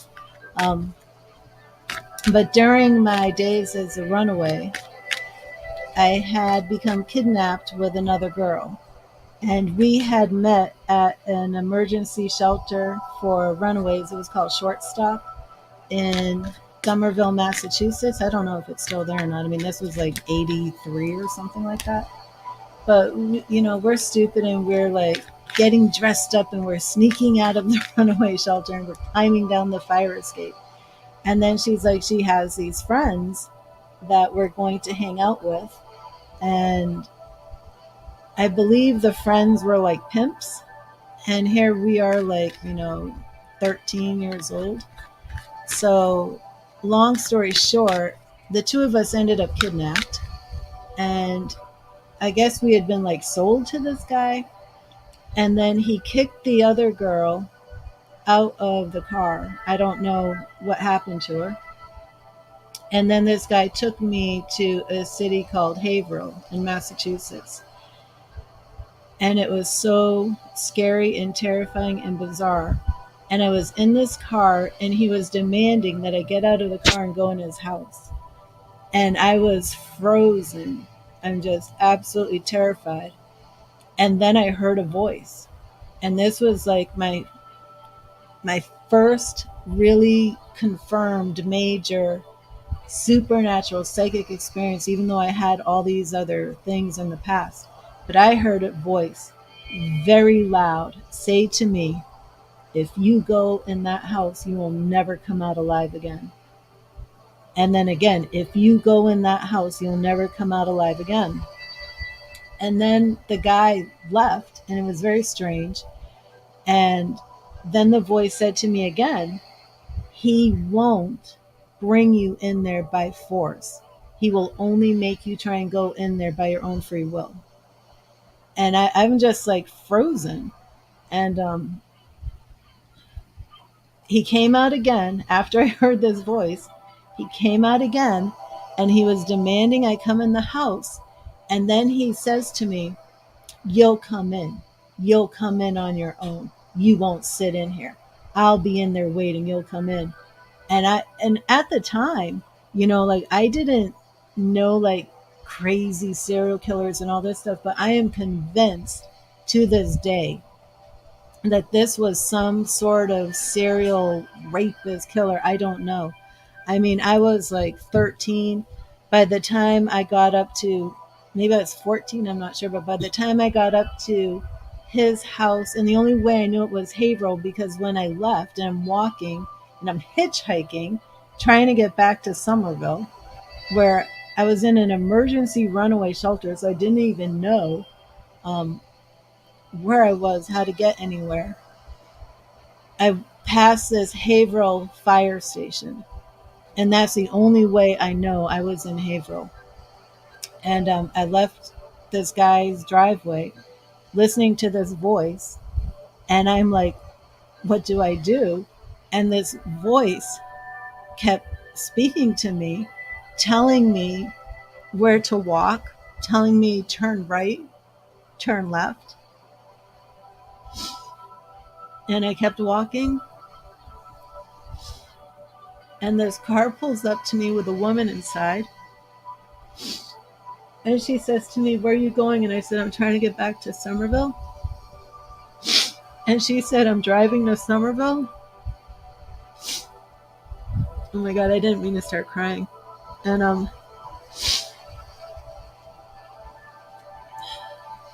I got into this shelter, okay, this runaway shelter, short stop. And we had gone to see a movie. It was actually The Outsiders. We saw it in the movie theater. It was a group of kids from the runaway shelter. And all I knew was we had walked from the shelter to this movie theater. That's all I knew of Somerville. And this woman dropped me off at the movie theater. So I actually, and this is where it gets kind of funny, because I'm young. I actually walked in the rain. Now it's like 5:30 in the morning. From that movie theater back back to the shelter, climb up the fire escape, soaking wet, been through hell, climb in the bed. And about 5 minutes later, the staff come in, and I'm like, what are you talking about? I've been here all night. Trying to play it off like I didn't really sneak out and get into all of this. But Jamie, this was the girl's name that I had snuck out with. And being this, rebellious runaway kid, I'm not being forthright. I'm not telling them what happened. I'm not telling them, me and Jamie left with these guys. I'm not telling them any of that, I'm like, I don't know where Jamie is. I don't know. I was here. But then a couple days went by, and her parents came, and they're asking me, please tell us what happened. We love our daughter and all this stuff. So I told them what had happened, and they found Jamie, I think like 2 months later, beaten. And she was in the hospital. And I don't know. I never talked to Jamie again. I was actually in another place by that time when they found her. And some of the staff came and they were telling me there that, the parents wanted you to know that they found her. But anyways, that was all to say that, that was like my first real psychic experience, even though I had had many. And, the staff were like, when I finally told them what had happened, they were like, you have a guardian angel protecting you. And even then, it's like I didn't really have a concept of like a spirit guide or a guardian angel or anything like that. But, you were typing that, Linda, at the same time you had a guardian angel watching over you. You typed that in right when I was saying it. But,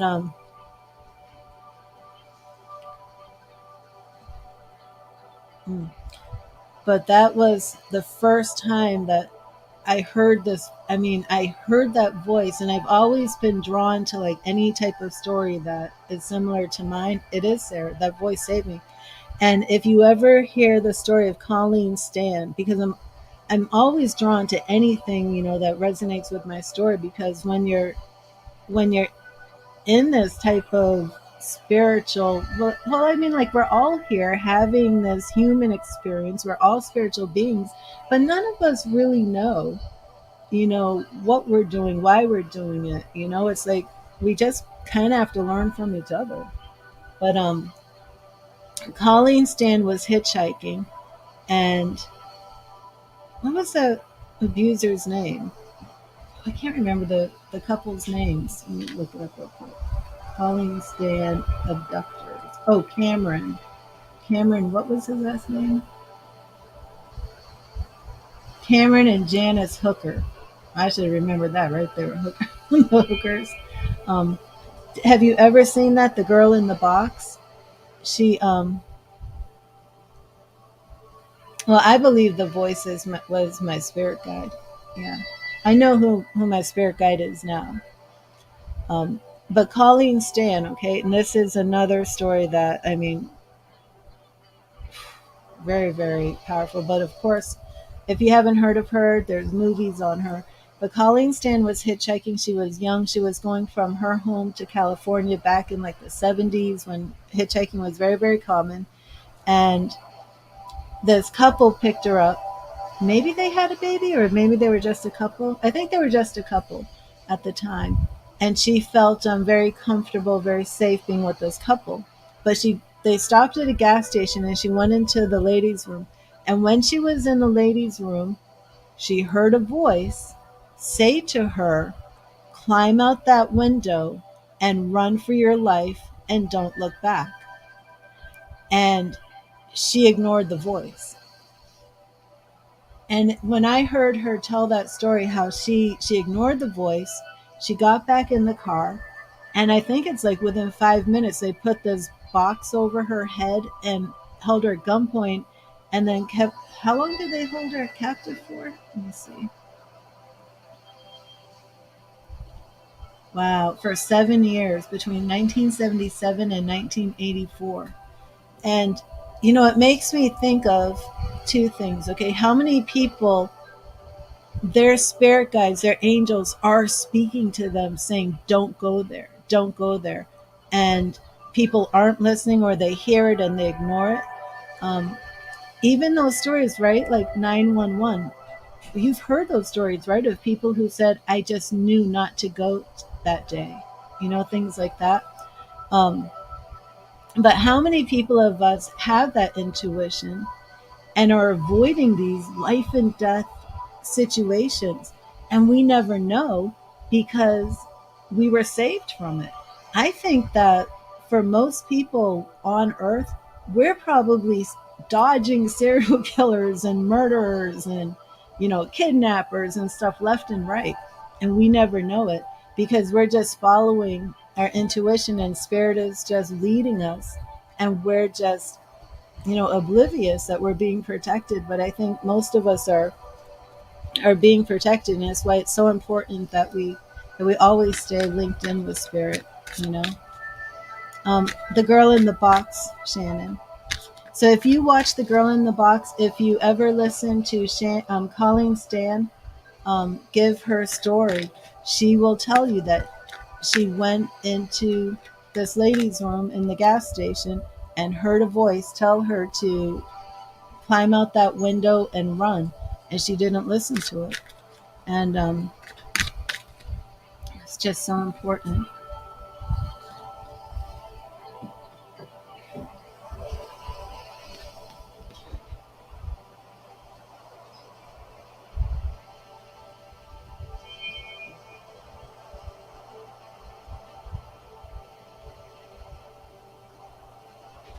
Oh wow, Samantha, that's amazing. I have these donations coming in, and I'm over here just rambling on. I'm sorry. Let me see. So we have Sarah, Vicky, and Jillian. Okay.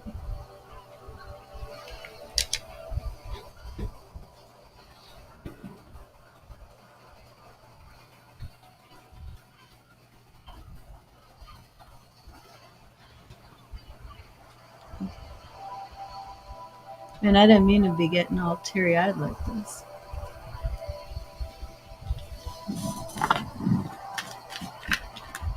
Well, thank you, Sarah.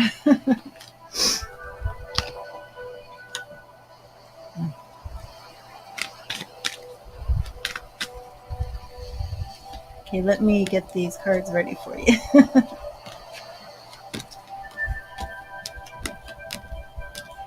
But it's been a long journey, and I rambled because I went the long way around just to tell you this. My whole point was to say that that when I was little and I did that thing where I closed my eyes and I focused on that light, and I would see this tunnel, and I would like go play with my imaginary friends in the tunnel. That's what mediumship is, and I did not know that. And then when I like I've watched, movies, and I always thought, okay, well, to be a real medium means like you open your eyes and you see ghosts walking in your house, right?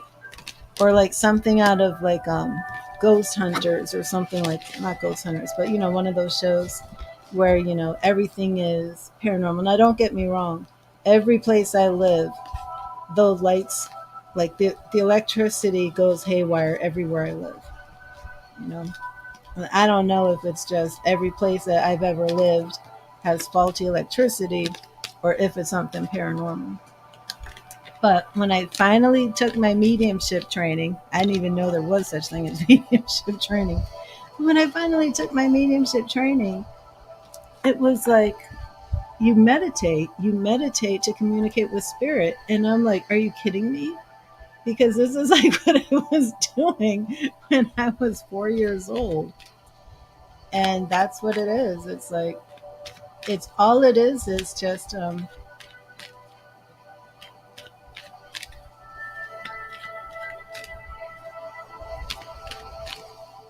oh, thank you, Shannon.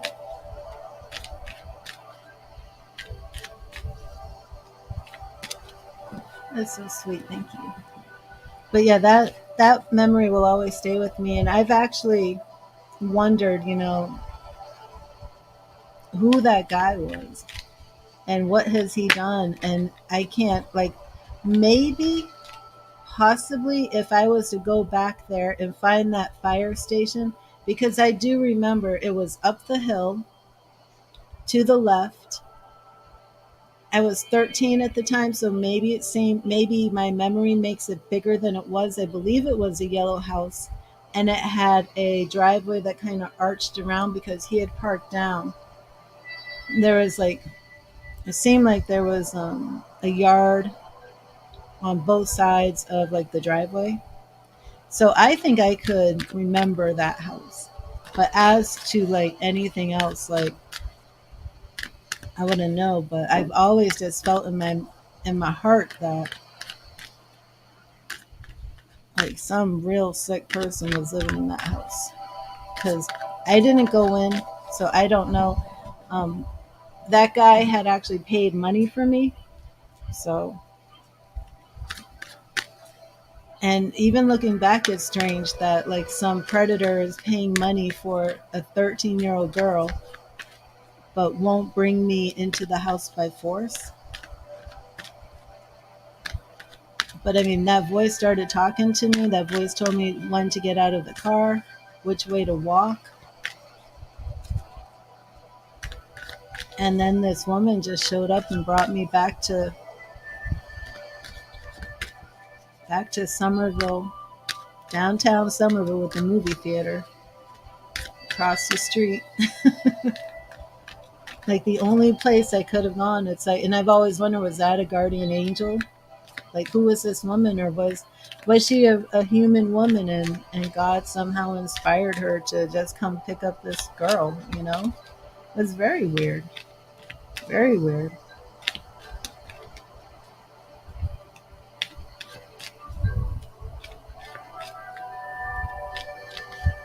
But I will never forget it.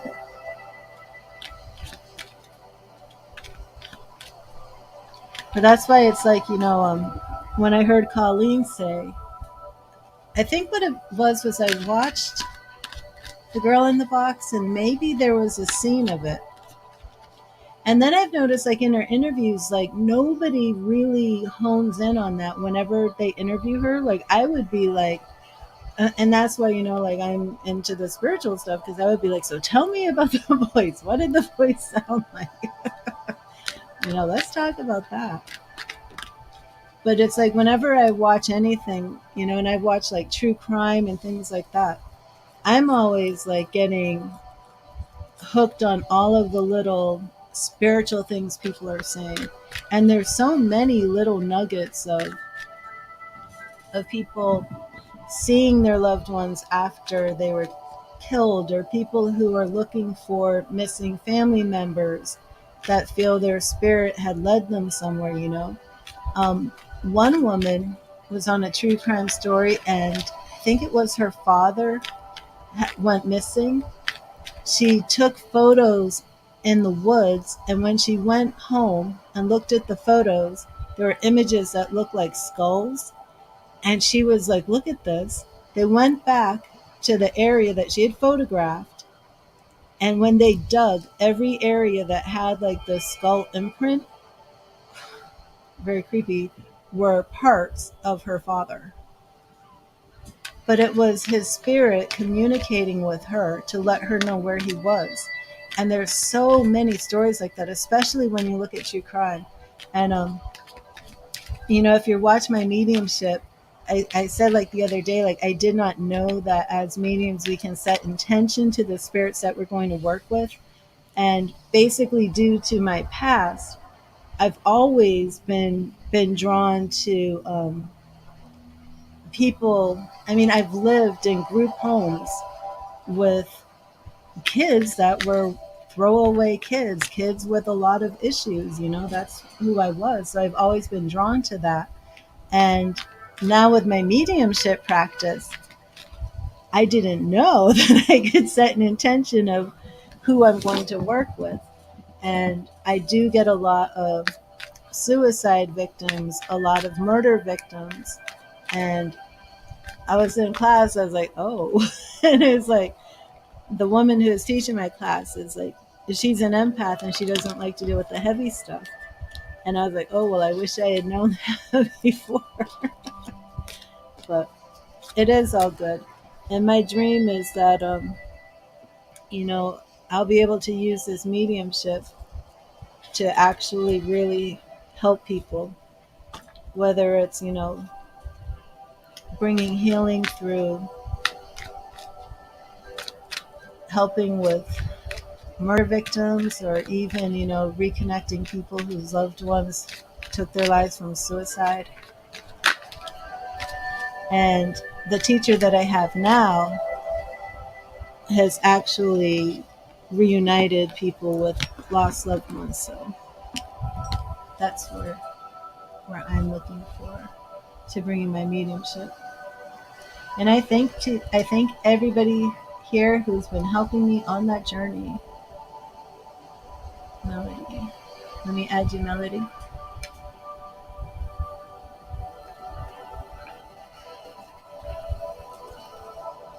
And if I spoke too long for somebody and you want a refund, just let me know and I will just refund you. I did not mean to get into all this or get teary eyed. I'm shocked that I started crying. It was a long time ago. Okay. Okay, Sarah, I'm going to.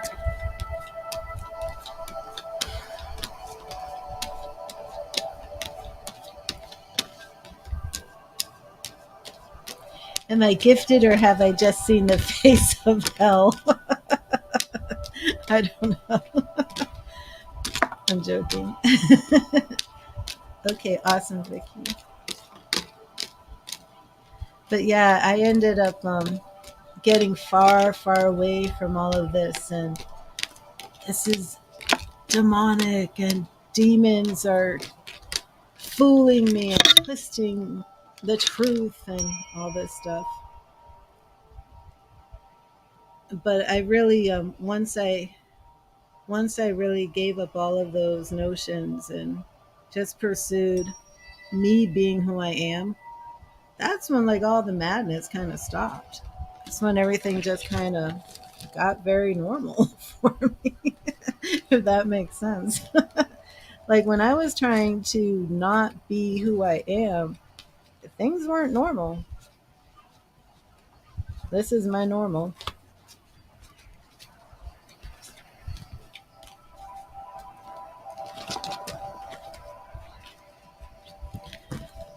Oh, and that was something too, right? When I was watching Tyler Henry and these other mediums and stuff, and I was like, they're doing the same thing. They're doing the same evidentiary mediumship. It's like, it's so weird because it's like I always had it in my head that mediumship was something else, and it's really not. And it's really something that I think, like, I would say, I don't think I should say everybody can do evidentiary mediumship. I think probably 95% of the population can do evidentiary mediumship. I mean, because it's like this: if you can go to sleep at night and have a dream, and if your loved one comes to you in a dream and you wake up and you feel that you communicated with your loved one, right? I believe then you can do evidentiary mediumship. If you've ever gone somewhere and you followed your instinct and was like, you know what, I'm not going to go there, and then you find out like something horrible happened, then yeah, you can develop your psychic gifts. If you've ever walked into the room and felt someone's energy and felt your energy, shift a little bit, all those psychic gifts, everybody has them. It's just a matter of tuning into them. But what I was going to say is a lot of tuning into our gifts and developing them really just comes through meditation. It really just comes through learning how to access that right side of the brain and learning how to hear what spirit is saying. And a lot of it is like when you're driving a car and you're listening to your favorite song and you're singing the words on the radio, right? But your body's in autopilot. Your subconscious is now taking over driving the car. And you're driving the car, you're not going off the road. You're following the directions, and a part of you is still like in tune with what's happening on the road, even though the other part of your mind, your logical part of the mind, is doing something else. And all it is really just learning how to tap into that part of your brain that goes into autopilot, and then opening it up to letting other spirits come through, spirit people, your intuition, your higher self, angels, because that spiritual plane is very, very active, you know? And yeah, there are negative forces there. So you have to set limits and you have to set limitations. But when you are walking in love and you set your limitations and you determine what type of spirit you work with, and it is a little bit different than setting my intention for, I don't have the intention set that I'll only speak to happy, go happy spirits. But, as long as they were human, I will speak to them. Other than that, no. Maybe before there was a time, but not anymore. I did not know.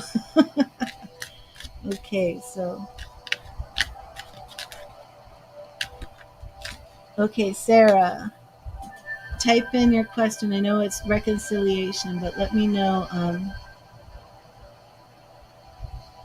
in question form so we can do this. And we're going to do 10 cards. Will there be reconciliation? Will you reconcile? Oh, I have to put my... And did you know that water is like very psychic? That a lot of mediums actually will keep like a cup of water or a bowl of water. So if you're like developing your psychicness and your psychic gifts, like the bathtub is a great place to do it. And this is kind of weird, right? But I want to know how old water really is. Like, are we getting new water? Or is all of our water recycled? Like, is our water really ancient? I don't know. Is some water ancient? Is some water new? I want to know. Will there be reconciliation with Richard? Okay, here we go. And we're going to do our 3 piles, Sarah. But, yes. Thank you, Spirit. Thank you, Spirit. Will there be reconciliation with Spirit and Richard? Will there be reconciliation with Spirit and Richard?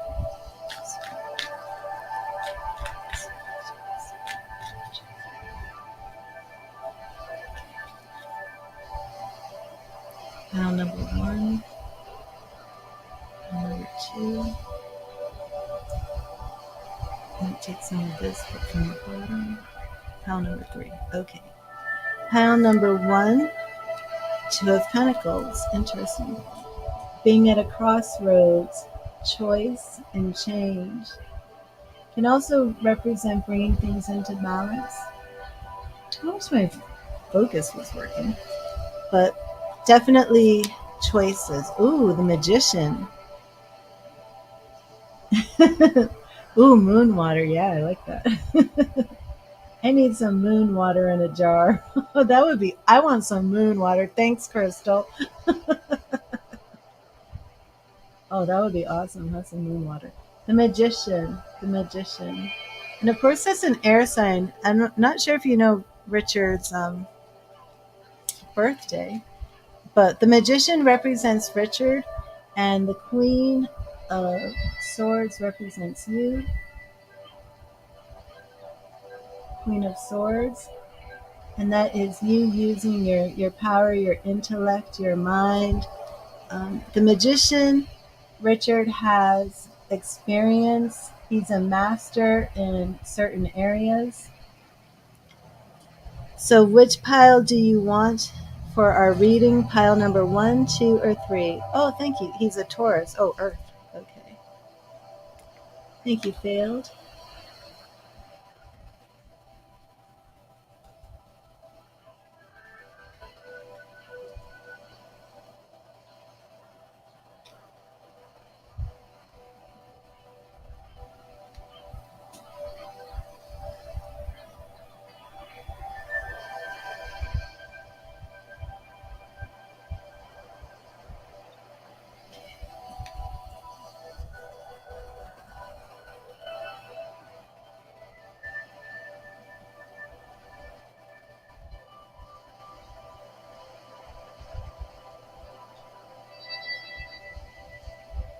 Okay.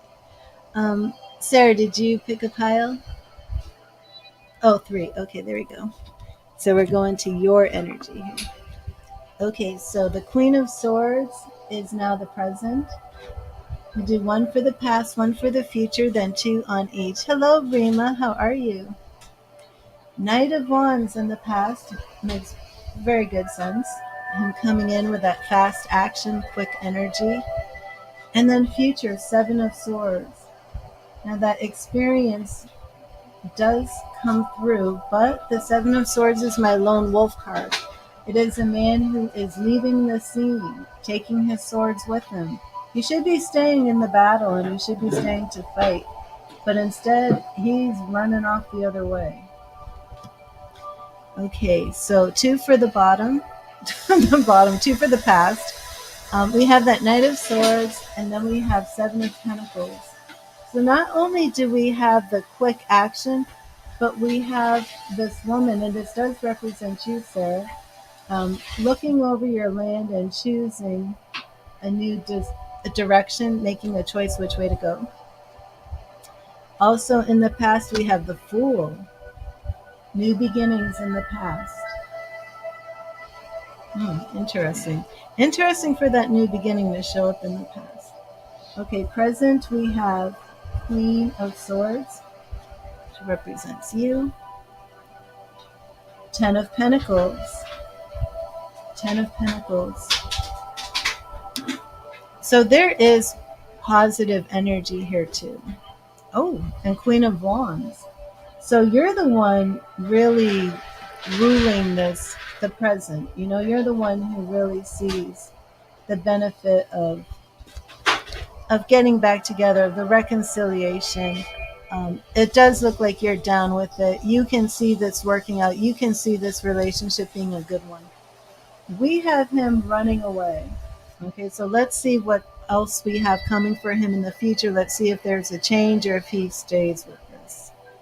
Oh. We have Temperance. So we have balance and caution.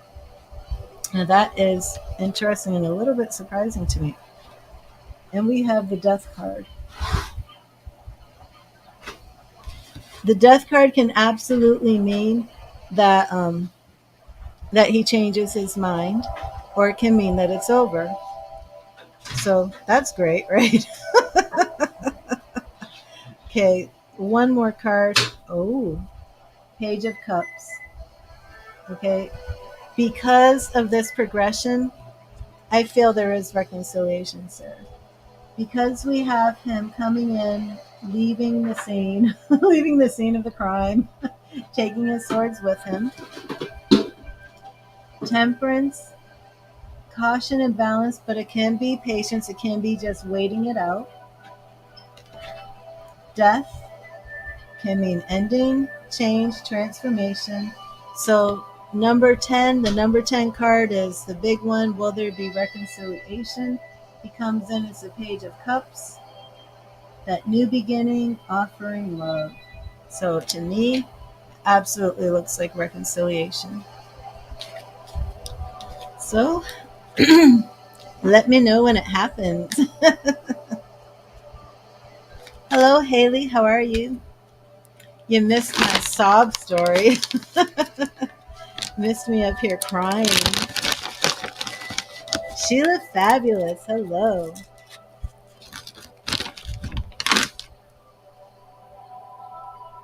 Let me know if that resonated with you, Sarah.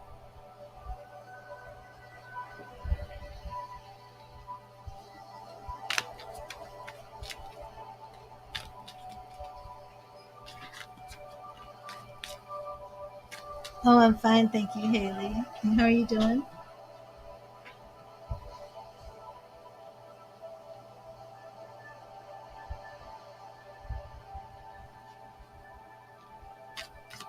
Oh, thank you, Sarah. And are you guys happy that I made Nightbot stop timing you out for the emojis? Did you notice? You can use emojis now. Oh, you're welcome, Sarah. I don't even know how I started on all that.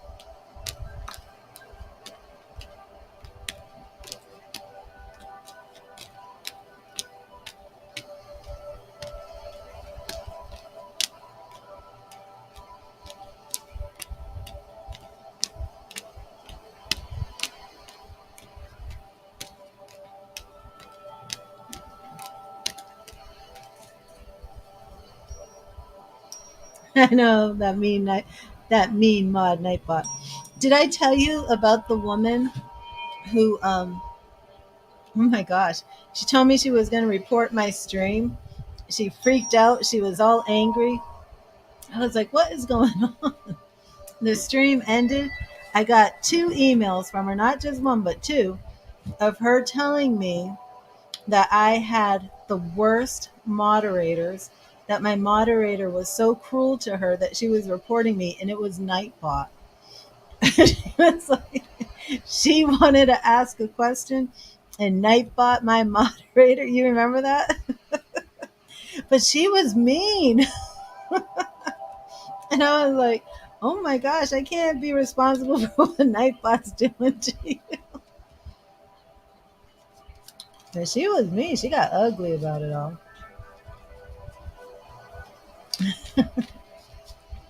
Okay, Vicky, you want to look at this girl.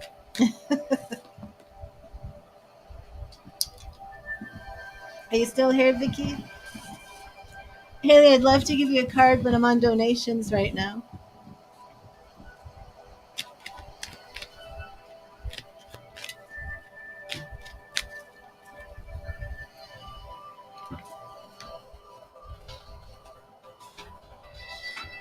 Here you are. The life.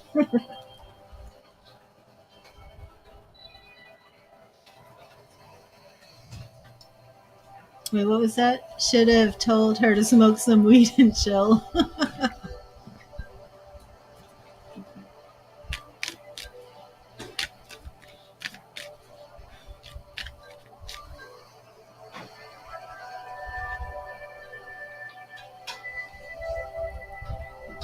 had to ban someone yesterday because I was trying to, I don't remember if I was doing a reading or mediumship, but whatever it was, I couldn't concentrate because this woman kept typing in here every 2 seconds about me being on multiple channels. And then she's like, "Who are you talking to?" And I'm like, "I'm on 8 different streams. You can't see who I'm talking to, but I don't have to stop my reading to tell you what I'm doing." And she wouldn't stop, so I just had to ban her. I don't like to ban people. Okay, Vicky, do you want to give me her name, or if you're not comfortable with that, just her initial would work. Her family, possibly just either or. And what is the specific question? Because tarot works best when it's very specific. You know what? Let me take a little break before we start this. I'll be right back.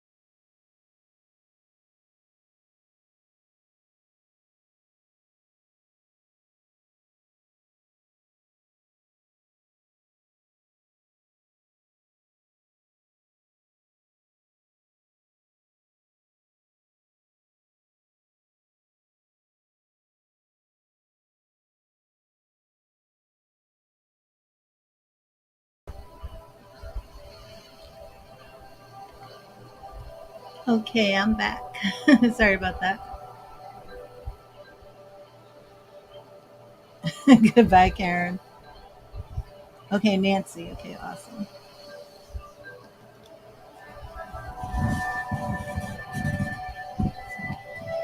And what question do you want to ask about Nancy? Okay, there we go. The witchcraft, which you were so sorry.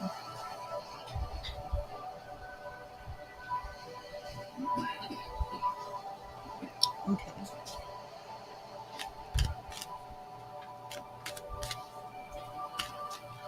Um,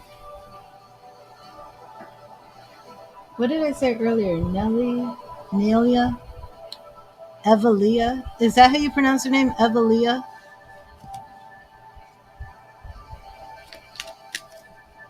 Cecilia? I did think Cecilia. Oh, that's interesting. Okay, let's see. Thank you, Spirit. Is Nancy still using witchcraft? Nancy and your family using witchcraft? Vicky's son? Nancy using witchcraft on Vicky's son? Nancy using witchcraft on Vicky's son? Vicky's 1, 2. And take more from this. Okay. Evilia. Okay. Okay. First we have 9 of Pentacles. And this does represent to me a single woman who is happy and prospering. I do feel that this represents Nancy. And it also can represent a woman who is close to achieving everything she wants. Um, the Nine of Pentacles, she's almost at the Ten of Pentacles. And that Ten of Pentacles is when you have that very beautiful, very prosperous, healthy family life. Next, we have the Tower. The Tower, and the Tower showed up when I drew for you the first time. Remember, it was Death, the Tower, the Magician. The Tower is showing up again. But that is pile number 2. And pile number 3, Six of Pentacles. And the sixes refer to perseverance and overcoming obstacles and challenges. But this card also represents people who are receiving what they're getting. It's kind of like a karma card.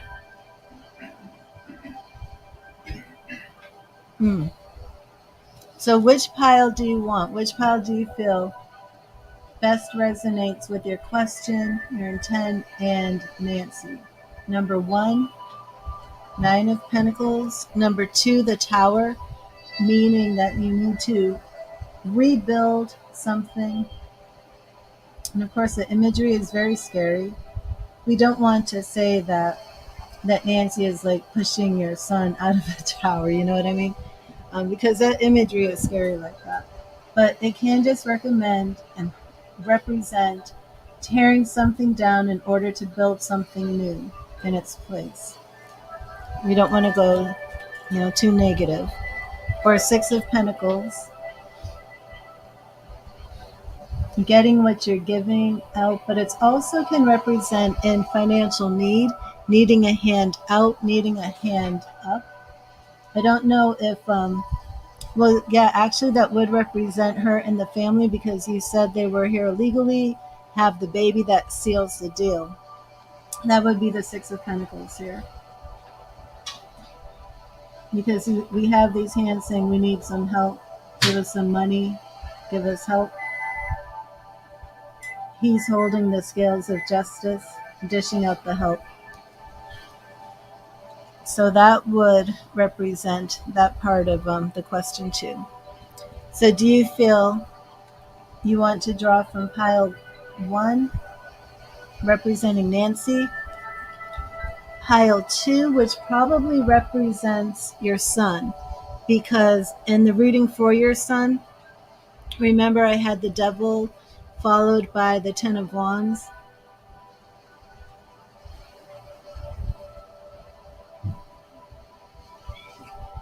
Excuse me. Like I was saying, I pretty much was giving you a tower type reading on your son because I said he had that devil, he had something toxic, but he's coming out of it. So I would feel that this represents your son. I feel this represents the family. And I feel pile number 1 represents Nancy. I think, if you want my advice, then we should go with Nancy. So we should go with pile number 1. It's definitely Nancy, your son, and the family representing that Six of Coins. So we will go with Nancy, Nine of Coins. Okay. And we'll get some insight on her motivations. For the past, we have Queen of Wands. So yeah, this is definitely representing Nancy, okay? Oh, wait a minute, didn't she come in as Queen of Wands on your son's reading? She did. Oh, she's coming in as the Queen of Wands again. Okay.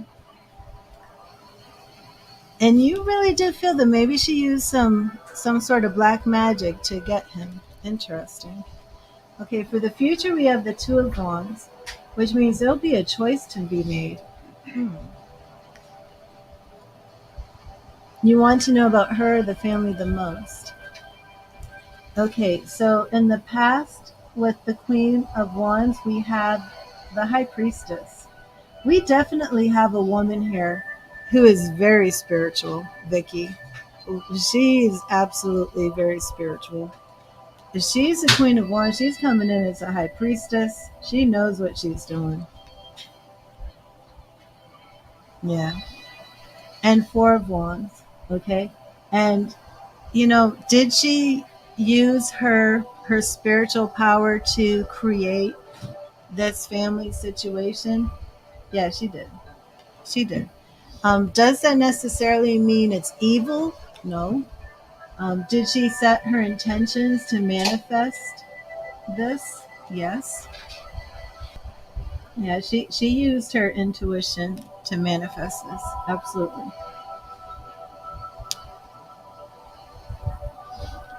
Okay. Um, well, I mean, I'm not picking up anything that I would say is like evil per se. Nothing like that. But let's see what's going on in the present. We have her here as representing the Nine of Pentacles. We have Five of Swords. Okay. Are you aware if she and your son are having some difficulties? This five represents change. Change that can come about through conflict. And Two of Swords. Two of Swords. Again, the Two of Swords. This is change and choice, but it's also coming through her intuition. She's not looking at things with her eyes to bring about these changes. These changes are coming about through her other senses. We go from the Two of Swords to the Two of Wands. Okay, twos represent change. So, hmm, we're going through some changes here, and then we have the Four of Cups. So there's going to be some stagnant. There's going to be a slowing down in the progression. I feel in the relationship. I think this relationship is kind of hitting a wall. And let's see what goes on. Ooh, oh, and then here comes your son as the King of Wands.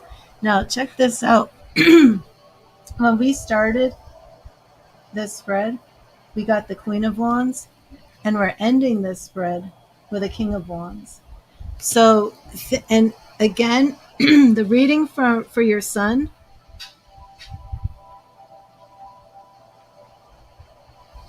Yeah, excuse me. I think she's pushing a lot, and I think he's putting his foot down. Well, he will in the future. Um, if you had felt that she was kind of like wearing the shoes in the relationship, that's all coming to a head. It's not going to stay like that. He's coming in as the Knight of Swords. He's coming in and he's going to make some quick changes. And he came in as the devil. He came in with that Ten of Wands. But then we had that Ace of Wands. It's like that cycle is ending. This cycle is ending too. This cycle of her maybe running the show, that's ending. And I mean, he does love her, but we are seeing what I would say is some trouble in the relationship. So I'm not sure how far this Four of Cups is going to go, but there is some issues here. Yeah. So I feel, I definitely am seeing where you're coming from, but he's going to put his foot down. He's not going to stand for it. He's not going to take it. He's going to come in as the King of Wands and meet her Queen of Wands. And he's going to do it quickly. Yeah, he is changing, and he just can't bear it anymore. But next up, so now I'm going on 11 cards for you, Vicky. Next up is the Star. Don't expect this couple to get divorced. He's going to change things around. He's going to let her know how it's really going to be, but he's in it for the long haul. I believe she is too. Oh, there is some more change coming. Yeah, there. He's in it for the long haul. There's going to be even more changes coming up, and then they're actually going to start a better, more balanced journey of love. You're going to be working together. There's baby on the way. That Three of Pentacles, they're going to find some new creative solutions. And then we got that Magician again. They're making magic. So, yeah. And that's how most relationships are. Um, but it's nothing like, there's nothing overtly occultic that's, robbing him or hurting him or something of that nature. Um, did she set some intentions and manifest this man that she loves?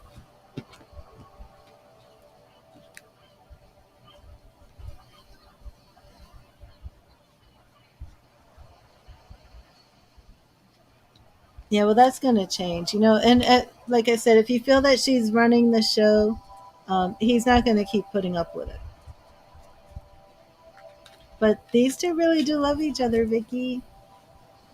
And like I was going to say, all newlyweds have issues, they have problems.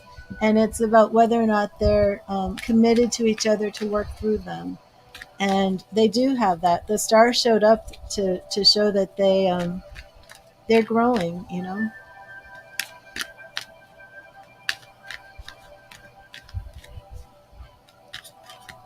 Hmm. Well, I would say just be there to, support them, you know, because if they do have your grandchild, you want to make sure that,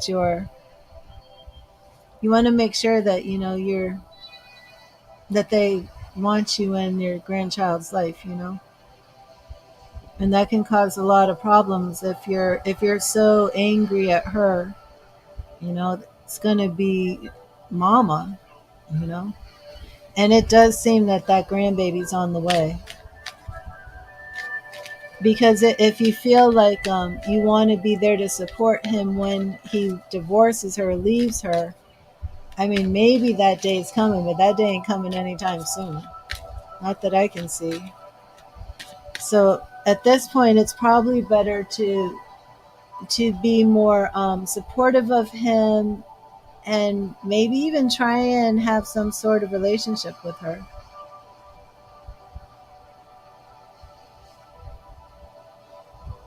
Oh, wow. Who do you hear it from? Who's telling you that she's making threats against you?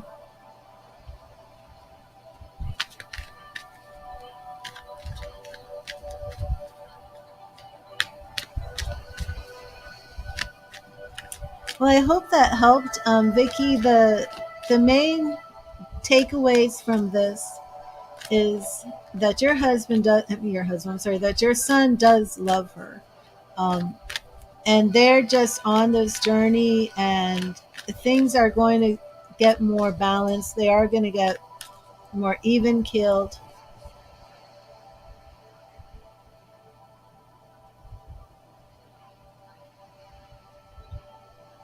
Mm.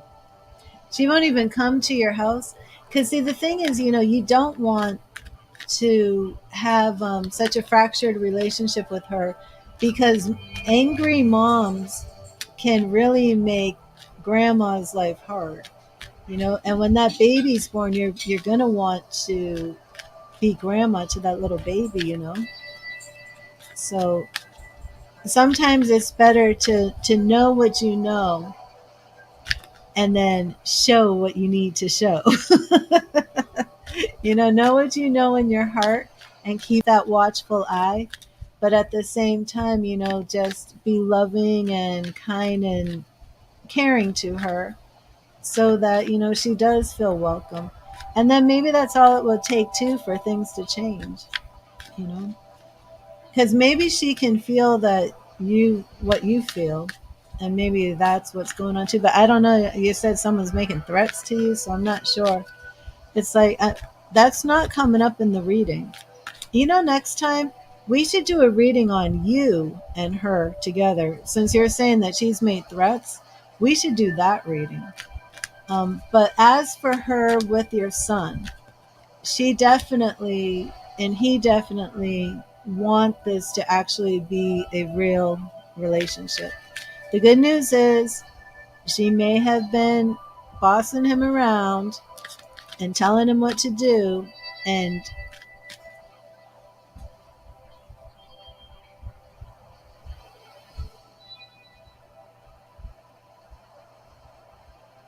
wow. Oh, so other readers have told you her intents and things like that. Okay.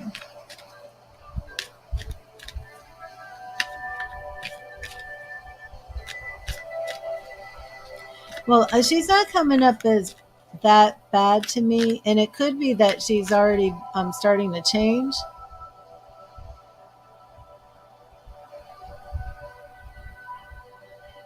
Okay, she might be changing because I do see that she's this Queen of Wands. I mean, that came up in both of her readings, but at the same time, she does have sincere love for your son, so that should be comforting to know. You want to go last, Melody? Sure. And Jillian, are you here? But again, I do feel like there's going to be a grandbaby soon. Hmm. What was she saying? Was she saying like she was using your son or something? What was she saying in the messages? And there had to be something really bad. Or was it just the way she was treating him and talking to him?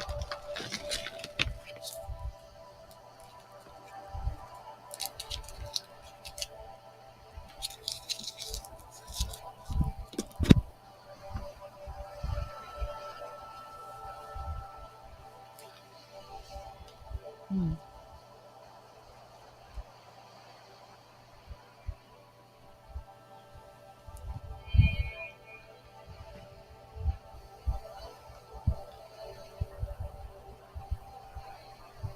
Oh, okay. Were they fighting or was this just her normal way of speaking to him?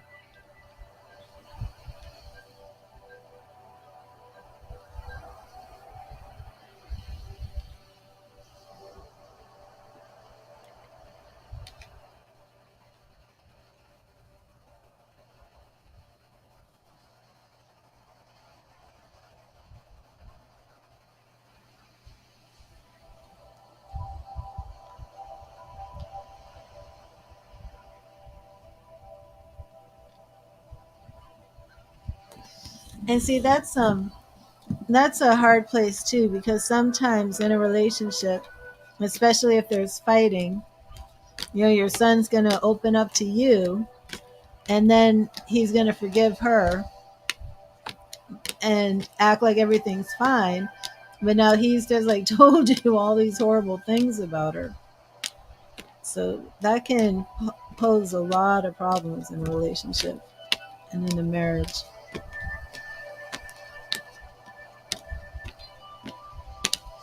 But then, of course, you're always going to be on his side first. Hmm.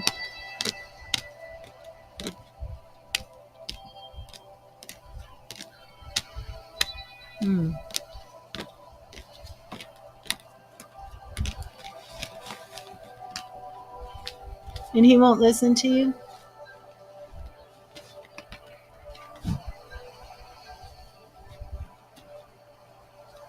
Well, he is going to put his foot down, so that's good.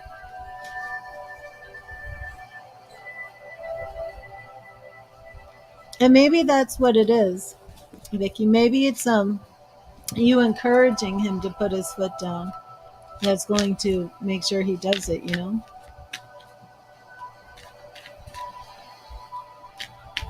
Hmm.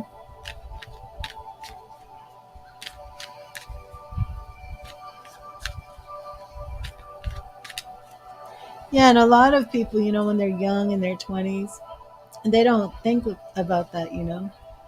It happens with girlfriends. They have a boyfriend, they get mad, they tell their girlfriends all these horrible things about him, And then they get back together and their friends are like, what are you doing with this this horrible loser? You just told me all these evil things and now you're back with him, you know?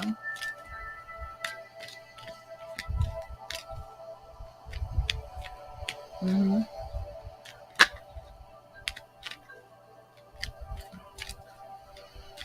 Hmm. Exactly. Yeah, so it's like a catch 22. Um, but again, you know, with the grandbaby, you're going to want to be in the grandbaby's life. So if there's any way, I would say, you know, that you can just kind of open that door again and then see if she'll take it, see if she'll walk through it, and then that would be great. You know, I don't know if you can fix that or anything.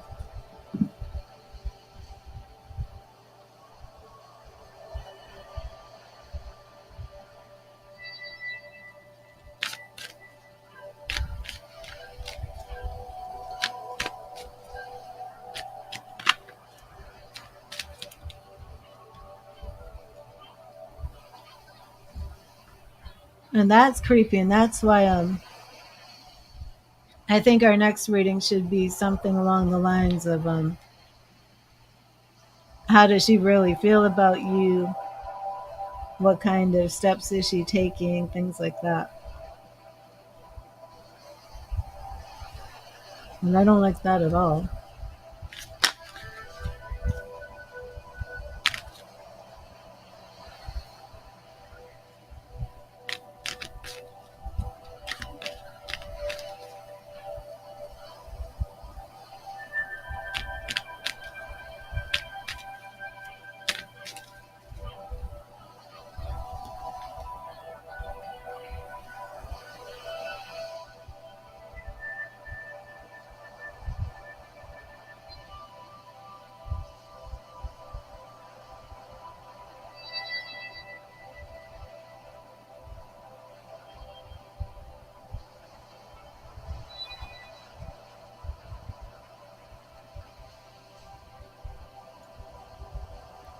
Let me see, Jillian, are you here?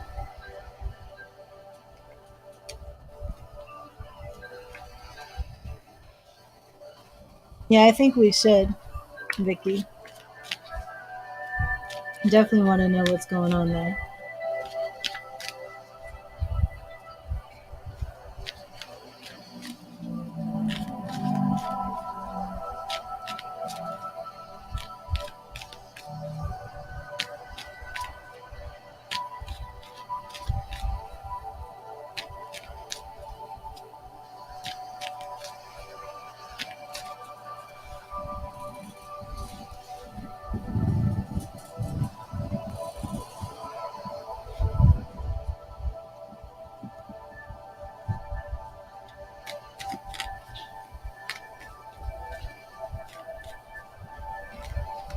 No, absolutely, Vicky.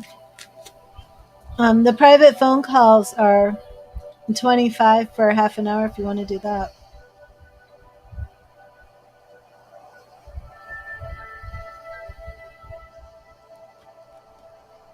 No, Ember Jill, I mean Jillian who made a donation.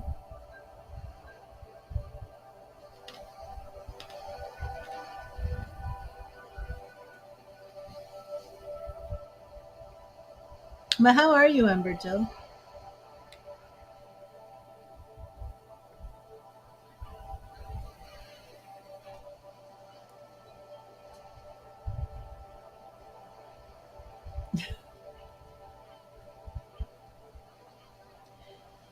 No, I'm gonna stay on a little bit longer.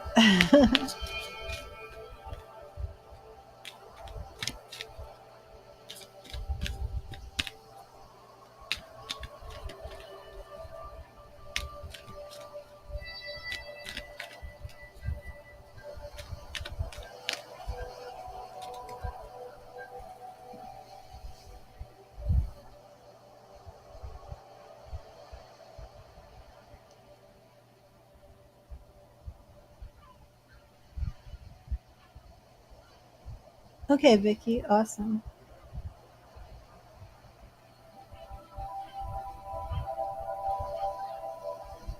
Yeah, let's do it tonight if you want, because I'm not sure if Jillian's still here. And then Melody and Failed Mushrooms will be rather quick, so we can do it now if you want. I mean after Failed Mushrooms. Although Melody wanted to go last. Ember Jill, are you the one who made the donation?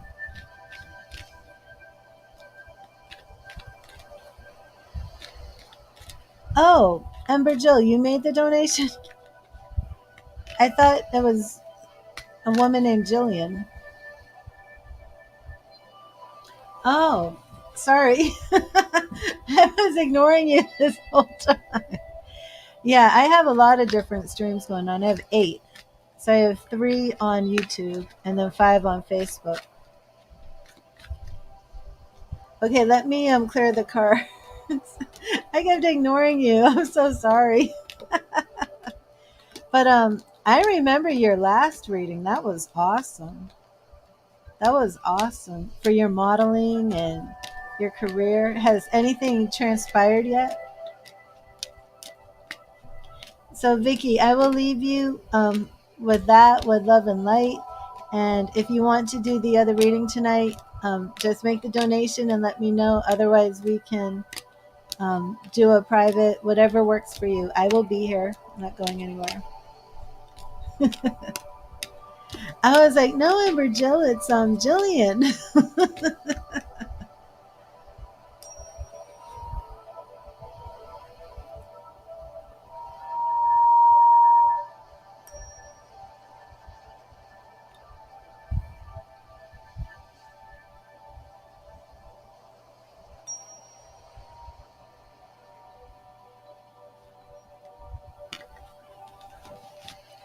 Well, we can do it another night if you want, Vicky. The 10 card would be best.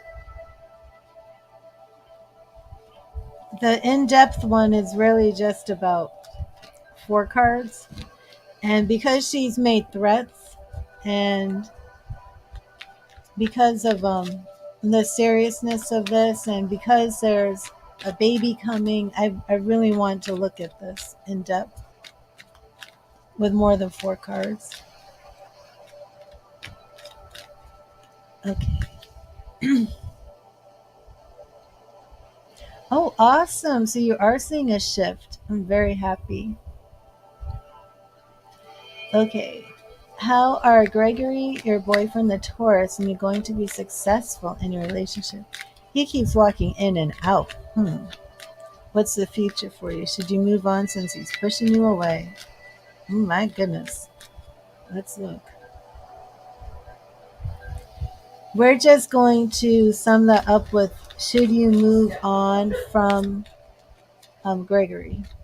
Okay, let's just do that. Thank you, Spirit. Should Jill move on from Gregory? Should Jill move on from Gregory? Should Jill move on from Gregory? Is this relationship over? Is it in her best interest? Is it time to move on? Should Jill move on from Gregory? Thank you, Spirit. Should Jill move on from Gregory? Okay, and Jill, we have interesting Queen of Wands in the past. Queen of Wands is just showing up for everybody tonight. Lovers in the present. And makes sense, you two are the lovers and we want to see what's coming in the future. Ace of Cups.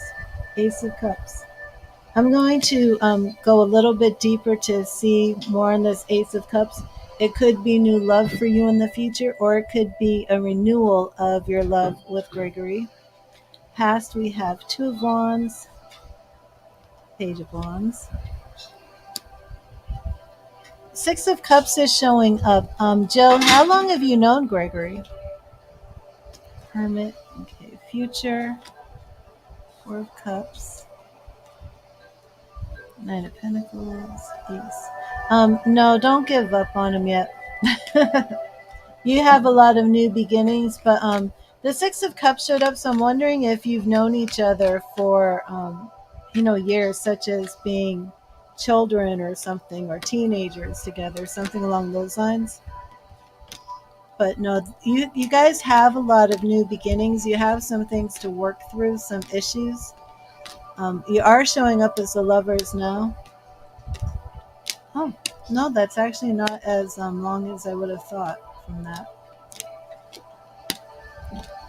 That 6 represents perseverance, though.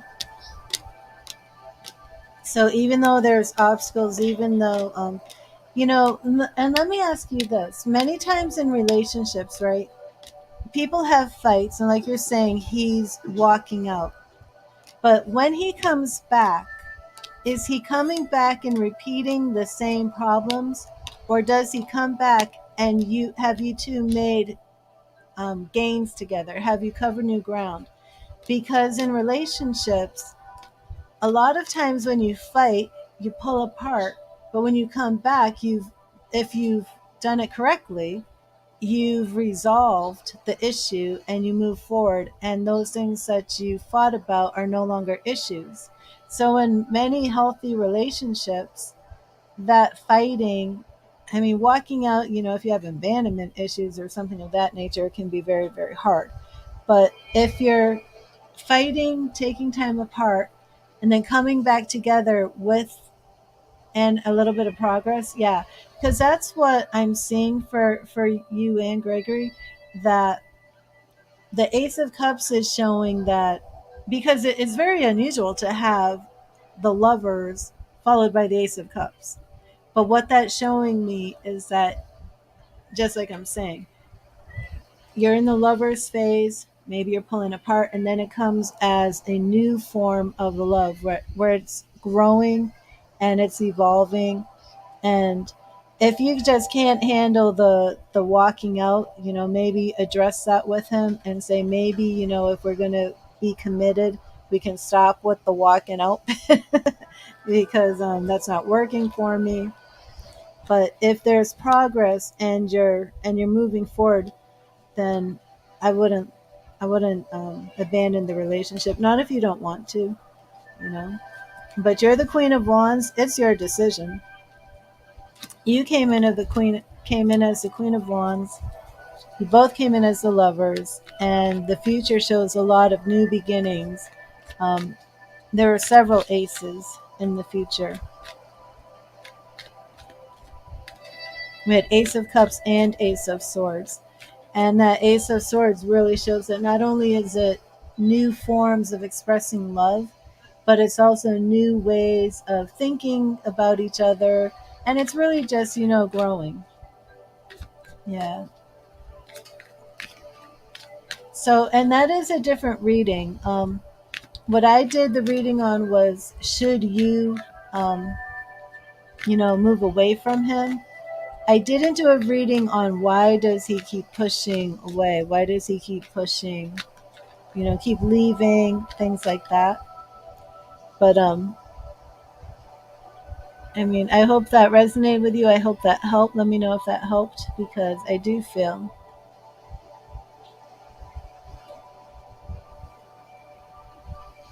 okay.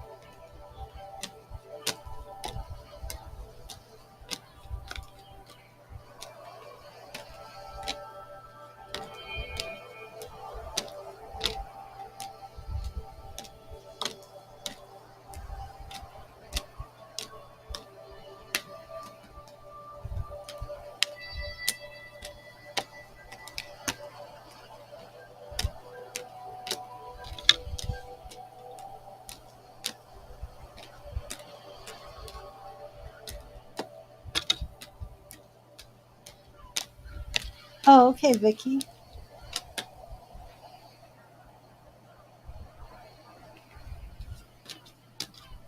And failed mushrooms, are you here?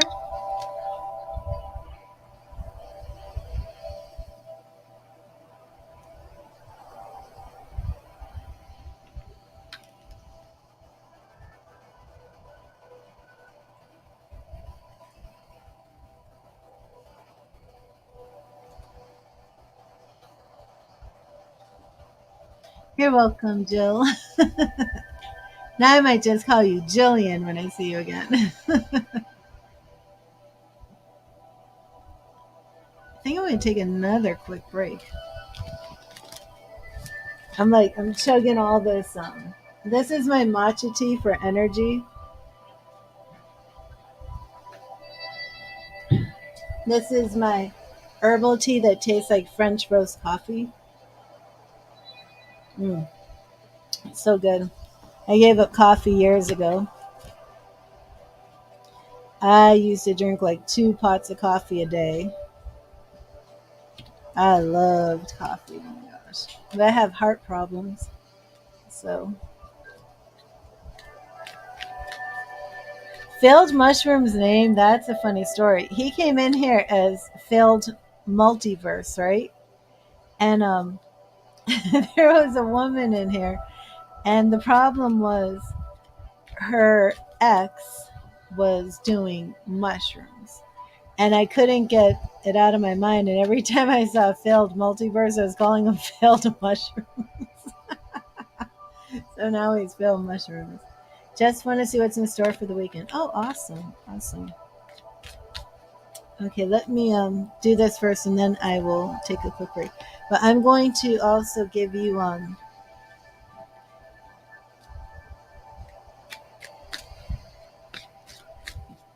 yeah.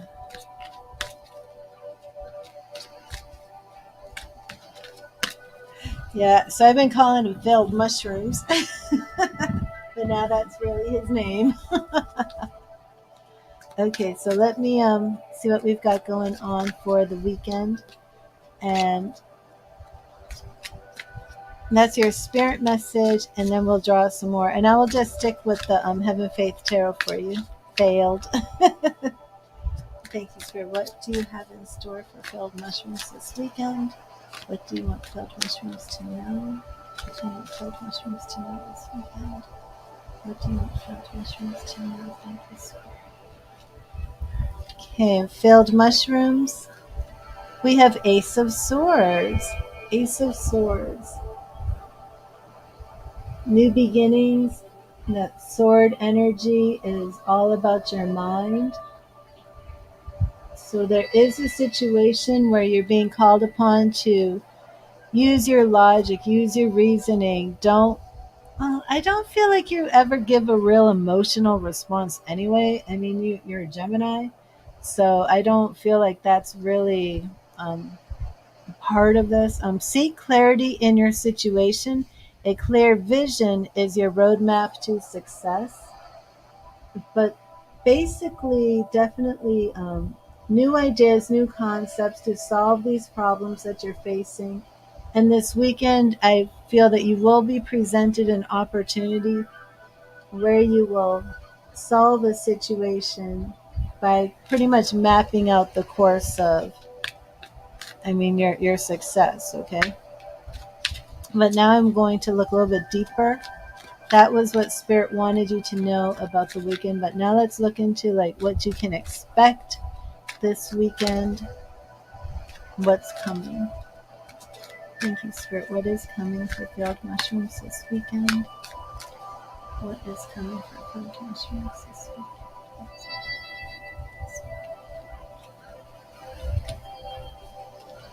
Oh, the Magician. The Magician. So you're definitely going to be using your power. Also, a lot of expertise and experience will be called upon. You will be, you may even find yourself in a position where you're helping somebody through your experience. The Magician teaches us that we already have all the tools at our disposal. We are all of us powerful conduits and conscious creators. If you can dream it, you can do it. Act, take initiative, and use your inborn talents to make things happen. And I am adding on to that message that I do feel you may be in a position this weekend where you are using your experience to help others. Yeah, that's what I'm. This is all the same. What do you have planned this weekend? Are you doing anything with your business? Three of Pentacles. Align your skills with that of others to create magic through the power of creative collaboration. Again, these threes are all about thinking outside of the box, creativity, um, whatever it is that you're creating. And because I felt like, you might be in a position where your experience and expertise is being used or coming into play. And then with this Three of Pentacles, you're creating with other people. Are you working on like a team project or something? And death. And you have some change and transformation coming. Two major arcana cards. And don't get scared of the death card. The cycle has to end for a new one to begin. The death card teaches us to embrace change and let go of what no longer serves us. Death is not the end. It is simply a transformation that brings about a new beginning. Now, where are you, Failed? I need some feedback.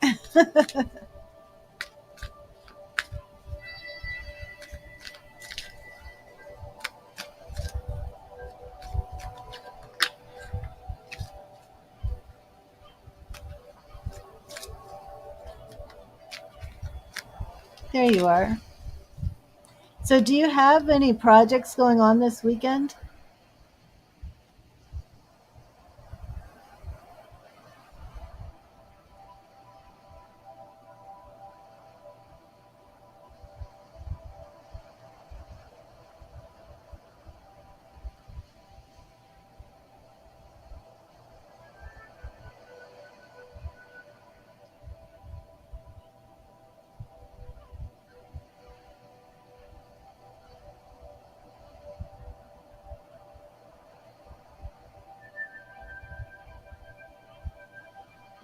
Just your usual making content. Okay, well, let me know if anything comes up this weekend involving other people or maybe bringing other people on board. If you have some new ideas, um, for your projects, because this reading is very much about creativity, new projects, things along that nature. But like I said, I also feel it has to do with you bringing your experience into the mix, and also maybe bringing some other people on board, something along those lines.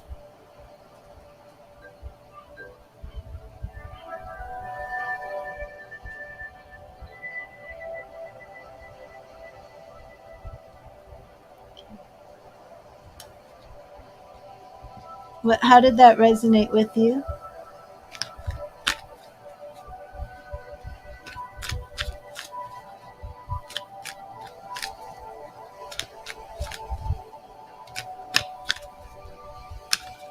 Okay.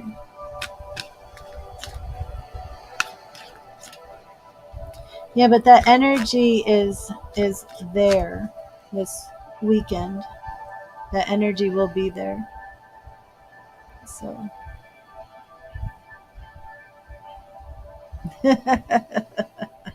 well, the energy is there. Maybe you're going to meet somebody playing your games. Remember, I said too that you may be in a position of experience where you're helping somebody. So maybe it's going to be you're going to play with somebody who's not as experienced as you playing the games, and you'll be helping them. This is how you move your player.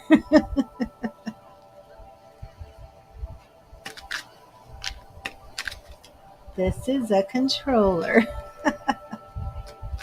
Hello, Divya, and welcome to everybody here who I may not have said hello. I'm saying hello now. Well, I'm going to take a 2-second break. I'm not sure if you're here, Melody. I'll be right back.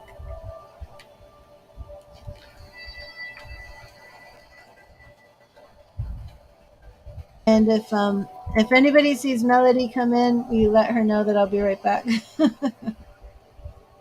And thank you, Failed Mushrooms, for your donation. I hope that helped. And I will be right back.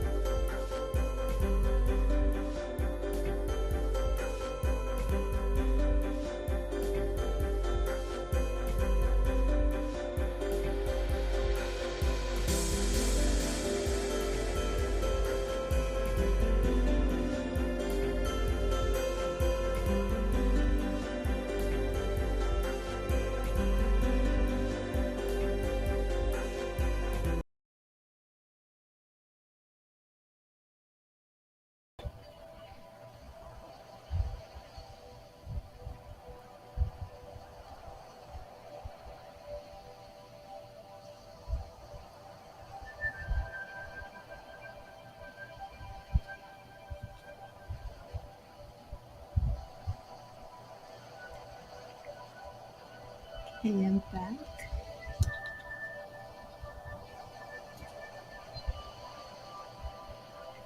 Oh, I had a Facebook spammer while I was gone. And delete these off of Facebook.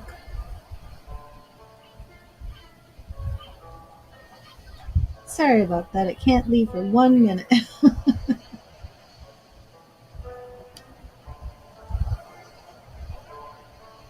I'll show you the spammer. There you are, Melody. It's Stefan's energy, okay?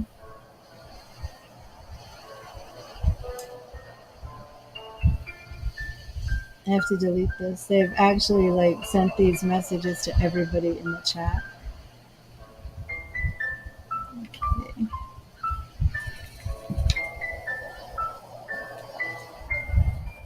So, Melody, I will start by giving you your message from Spirit, what Spirit wants you to know this weekend. And then we will do Stefan's energy. Thank you, Spirit. What do you want Melody to know this weekend? What do you want Melody to know this weekend? Thank you, Spirit. What do you want Melody to know this weekend?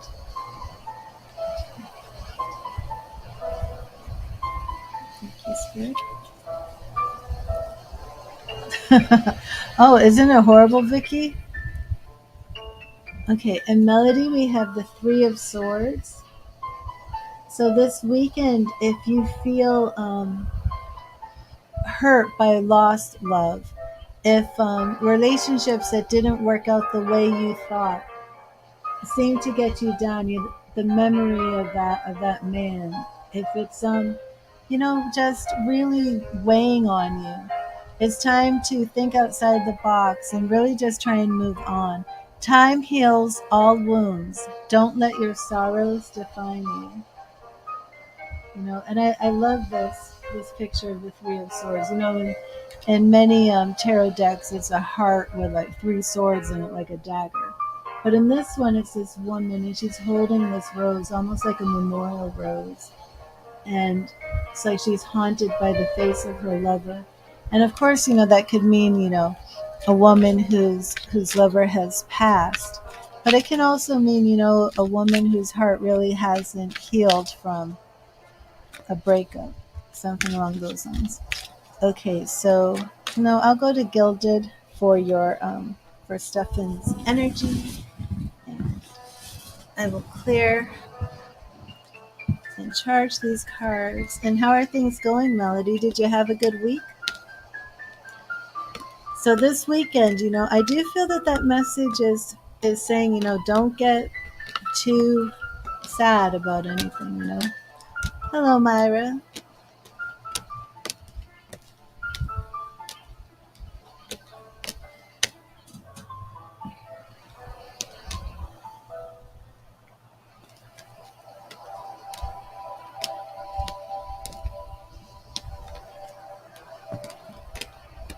Oh, Myra, that would be a donation-based question. Right now I'm on donation, so I'm not giving out the free spirit messages.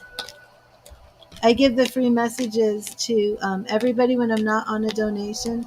And when I'm on a donation, those people get the free message from spirit as well.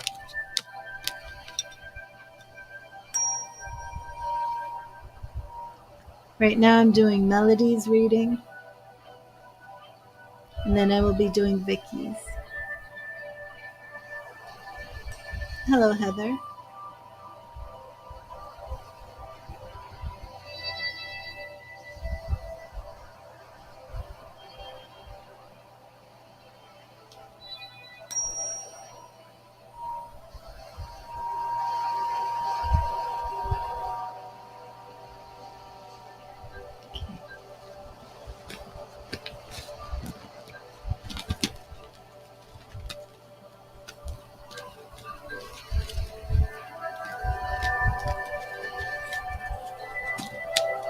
Oh, mine as well, Melody. It's been good. Have you been spending time with your brother, Mohammed?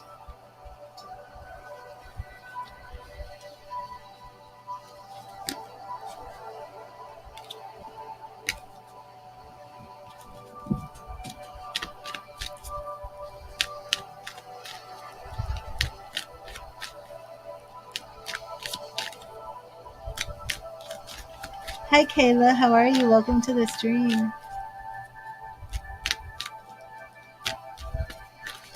Okay, let's tune into Stefan's energy. Thank you, Spirit. What is Stefan's energy right now? Stefan's energy towards Melody. How is Stefan feeling towards Melody? What is his energy right now towards Melody? What is Stefan's energy towards Melody? Oh, awesome. Oh, his birthday's next week. Awesome. Okay, the High Priestess in the past. And we're looking at his energy. The Tower. That could be positive. That could actually mean he's ready to rebuild things. Let's look into the future. 3 major arcana cards. But this Judgment card is about rebirth, awakening. We have rebuilding. We have rebirth. Melody. When is the last? Is he still blocked? I mean, what's going on? We have potential reconciliation here. Queen of Pentacles. Queen of Pentacles. And Queen of Cups. Queen of Pentacles. Man. And the Moon. We have the High Priestess and the Moon. Okay, so we do have... He's not sure what he's going to do. He kept unblocking and blocking you. Oh, interesting. Yeah, I was going to say that. It's very interesting, okay? Both the High... This whole reading, I drew you 6 cards, and both cards are in pairs. Very interesting. The Moon and the High Priestess, okay? The Moon is... I'm sorry, that's the High Priestess. The Moon represents mysterious, unknown paths, as does the High Priestess. Following your intuition, following your inner path. As for Stefan, it's suggesting major arcana, suggesting that he's not sure what he's going to do, represented in the blocking and unblocking you. We have the Tower and Judgment, both more major arcana, and both of these speak of rebuilding something, rebirthing. The Tower, sometimes something is bad and you have to tear it down in order to bring something new, right? To build something new. The Judgment card literally is the Archangel Gabriel blowing the trumpet and the dead rising from their graves. And that's all about rebirth, rebuilding as well. And then the only minor arcana cards that show up are court cards and represent you as the Queen of Pentacles and the Queen of Cups. So my guess is if you unblock him and just give it a little bit of time this weekend, you're going to hear from him. But is he going to change? Is it going to be something permanent? I can't say that. Not with all this mystery here. He doesn't even know what he wants yet. He still doesn't know. But his energy, well, I guess I can't really say his energy is changing because we still have this, he wants it and he doesn't know what he wants. So, but he definitely, you definitely leave an impression on the guys that you spend time with because, man, you came in as the Queen of Cups and the Queen of Pentacles. How he views you, you know, it's just wild. But let me know if that resonated. I'm curious if you're going to unblock him.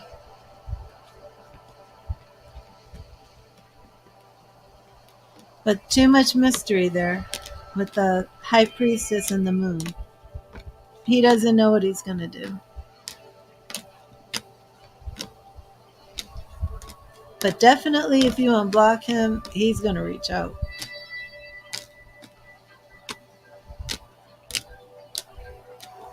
I cannot see him not reaching out. I really can't. I shouldn't say definitely, but I can't see it. Not with all this energy. You're not going to unblock him? Oh, the perils of social media. Are you like, I won't unblock him on Facebook because he could add me on Snapchat. Remember now, I'm 53, you know. Oh my gosh.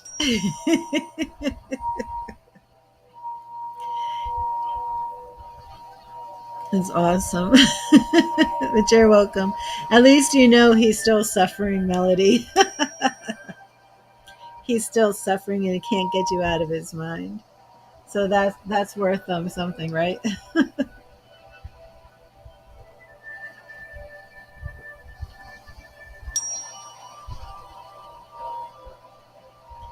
And welcome to everybody in the chat. And I'm on donations right now. Oh, thank you, Melody.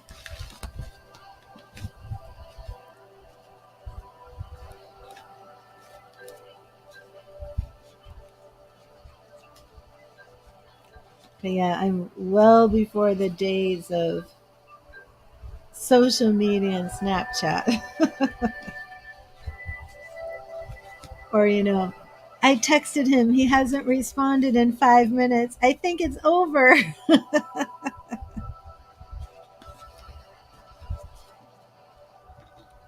He saw the message and didn't say anything. Oh, thank you, Rory.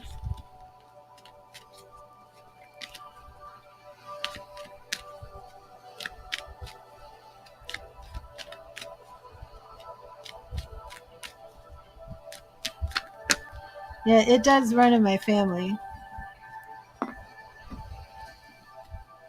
I had my great aunt, the one that I lived with when I was little. She lived to be 101 and she looked like she was 60.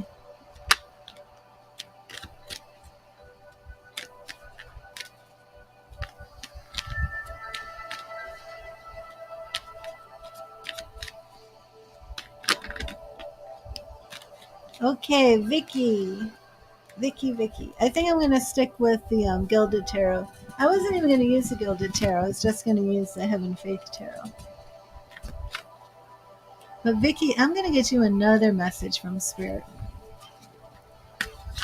Well, you know what? I have some people here. Let me give an angel message just to everybody in the chat. And then if you're here when I'm done with Vicky, I will give you a message. But I'm going to give you an angel message. And thank you, Spirit. What message do you have for the collective in the chat? What do you want them to know this weekend from the angels? Thank you, Spirit. What do you want them to know this weekend from the angels? Okay. And here's an angel message for everybody who's here. An entrepreneur. Interesting. Entrepreneur.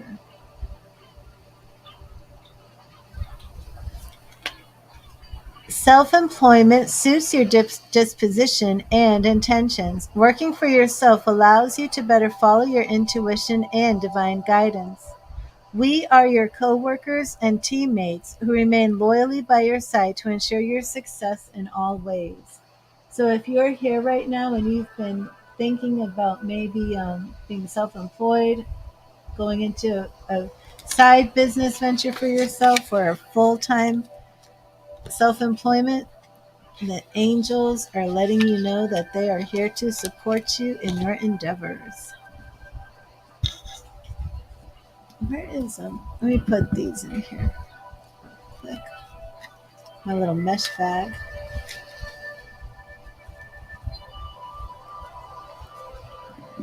Okay. And I'm going to clear and charge these for you, Vicky, and then we're going to look, and this is going to be deep. We're going to look deep, deep, deep into Nancy and you, these threats. Everything you said, she wants you gone before the baby's born. You're the light continually shining into her darkness, into the mind of your son, exposing everything that she's done and what is her real intention for you. We got to see it all. Yeah, we got to really dig deep into this. And also this little grandbaby that's coming, we need to know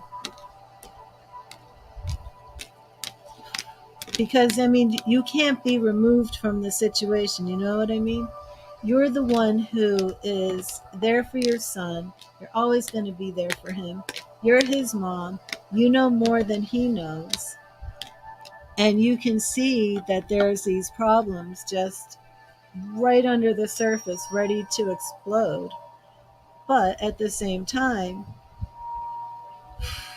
you can't let this woman run you out of the picture. Exactly. You know, and especially with a grandbaby on the way. And you're the paternal grandmother. You know, how much say are you going to have if she really tries to run you out of the picture? You know, the last thing you want is for you to be, you know, kind of put to the back burner while Evelia, was that her name? No, I'm thinking evil with an A. Her name wasn't Evilla. E E I don't remember that woman's name. Nancy's mom. Yella. I don't know. It was not like evil with an A. Avila. Okay, let's see. Nancy's true feelings for Vicky and true intentions. We're going to do the 3 piles again. We're going to dig deep. Thank you, Spirit. Please show me Nancy's true feelings about Vicky, her true intentions for Vicky. If Vicky needs to stay on guard from her, what Nancy is planning to doing. Is she planning on cutting her out of her life with her son and with her upcoming baby? What does Vicky need to know about this relationship with her daughter Nancy? And right here, and we're going to make 3 piles.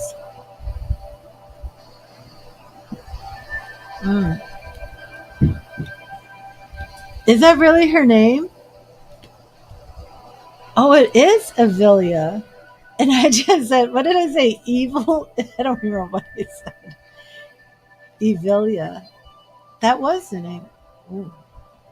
It does look like evil with an A. Oh man, it does. It looks like evil with an A. Oh, okay. So first off, we have the lovers. The lovers. Very, very interesting. Um, we're going to have to look deep into this because I don't see her feelings for you as being the lovers. Okay. Evilia, is that it? Okay. 5 of Cups, sadness. So I'm looking at her true feelings for you, and it does look like deep down she is sad that things are not moving with you the way she would like it to be. 9 of Swords. 9 of Swords.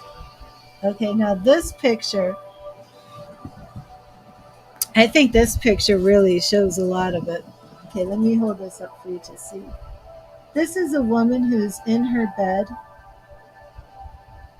worrying, feeling that these swords are coming, and in the back is this haunting figure. This represents you, Vicky. This represents how you feel about this woman, ready to cast her daggers into you.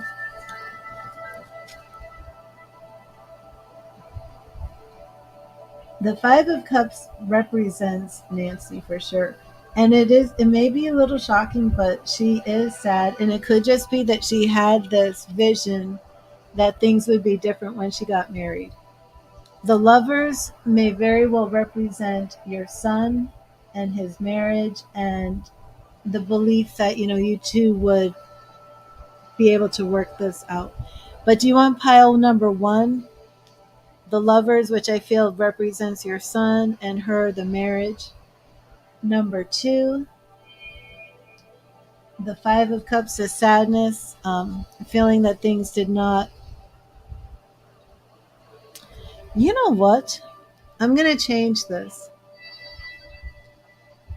I don't think I think you're the 5 of Cups. Well, either way, it really doesn't matter. It could be that you're the Five of Cups. You know what? I think I'm just giving her more credit than you would. Um, the Five of Cups could absolutely be you sad over this relationship and this marriage.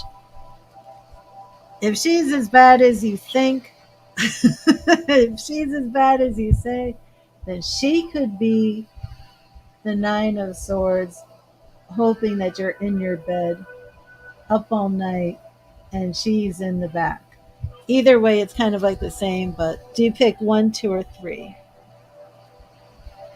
Which one's you? She's the one who's sad? Okay, the Lovers, pile number one. Pile number two, the Five of Cups. She's sad, right?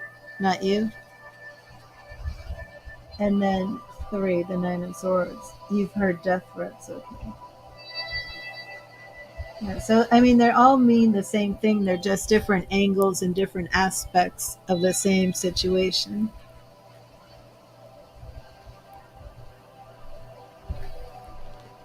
And let me know which one you pick.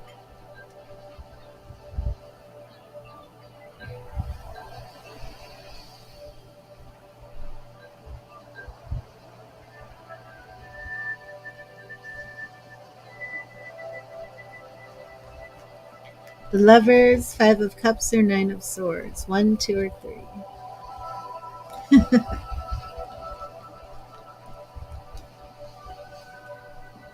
Yeah, I don't. It's really something to think. That's our question. What is her intent for you? And this is what we get. I'm just saying. But we will start here, okay? So this is the present, and that does represent you up all night in protection mode, trying to ward off her attacks, okay? So we're going to do one for the past, one for the future, then two for the past, two for the present, two for the future, and then one extra card. Oh my gosh, the same cards keep showing up for her, Vicky. Her past now is the Empress again. Is she already pregnant? Oh my god. Um, Future, we have Wheel of Fortune. Not bad. That's not bad. We will keep looking here. But past, we have Empress. I do wonder if she's not already pregnant with the way this Empress keeps showing up in her past. Um, Past, we also, oh my god, this showed up in her past before. The High Priestess. What else is going to show up? Oh, King of Pentacles. That's your son. Okay. Present.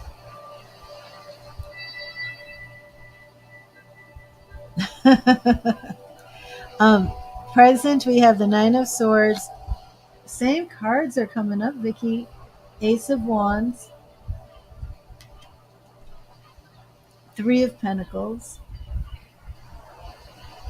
Now that is three people working together.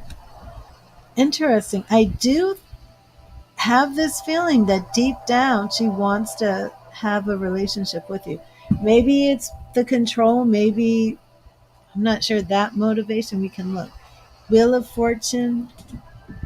We're looking into the future. Knight of Wands. We are seeing some quick action. Two of Wands that showed up in her future before. A new path, a choice. All these cards are the same. Hey, you stop that. I have a kitten.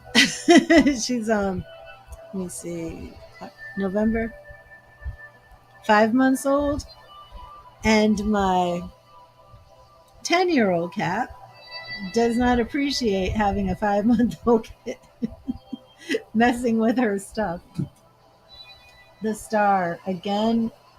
I don't. If you were hoping there was a divorce, this girl's in your life for a while, Vicky. Um, Whether she's pregnant or not, I am not sure, but she is in the picture for a while. Two of Cups. with her family. Yeah, Two of Cups.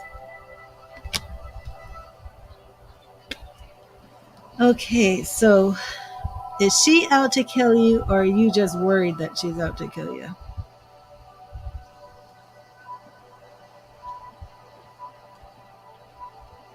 I don't think she's out to kill you. I don't think she's out to harm you as badly as you believe.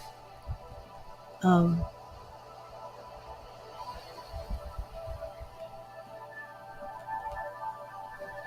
I don't think she's out to harm you.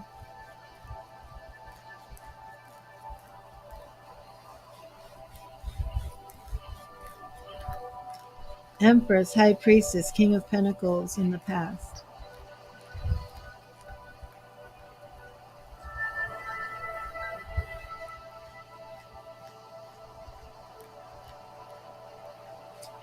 The reading, Vicky, really shows that that's more your fear than her reality or intention.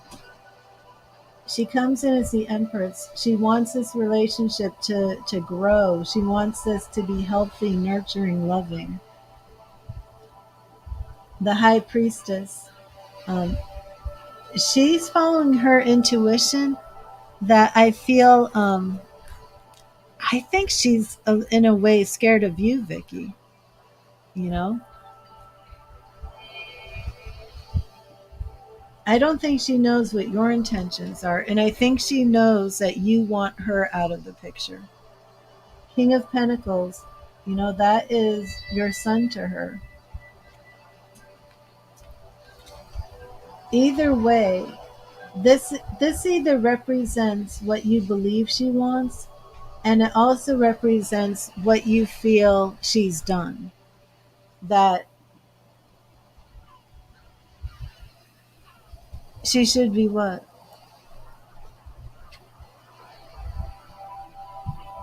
Hmm. But the Ace of Wands is new beginnings. She wants a new beginning with you. But a lot of these cards do speak to me about pregnancy.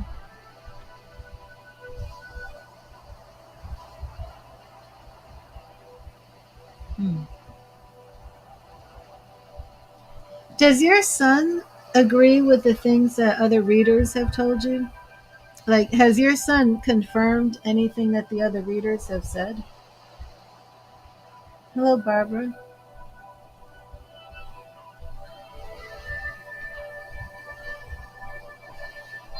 The Three of Pentacles, that's a card that I usually pull when we're looking at a family of three, mother, father, and child. Wheel of Fortune. And what this is showing us that in the future, things are just going to naturally evolve. Okay? Hmm. The Knight of Wands, there's going to be some quick action. And Two of Wands, there are going to be some choices. But again, she's going to be in your life for quite a while. And more choices, but she would love for you two to see eye to eye. She really would. She loves your son. Okay.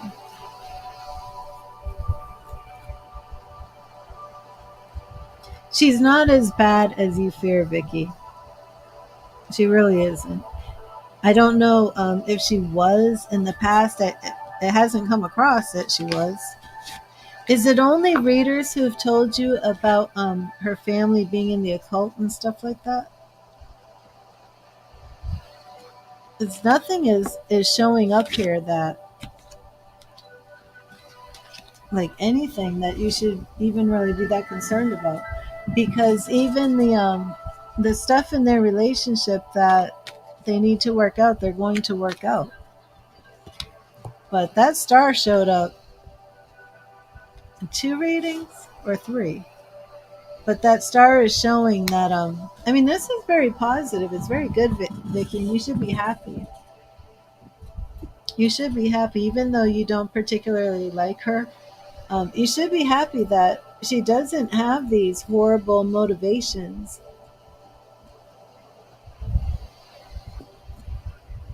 Who is they all? Because I am taking issue with all of these readers who are telling you these negative things about her.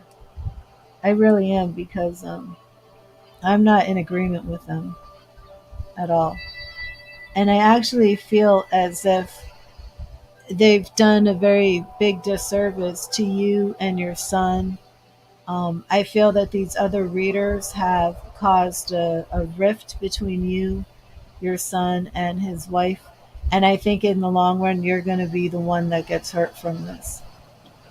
And I don't feel that there's anything that you're telling me, except for the phone, except for that you saw messages on the phone and things that your son told you.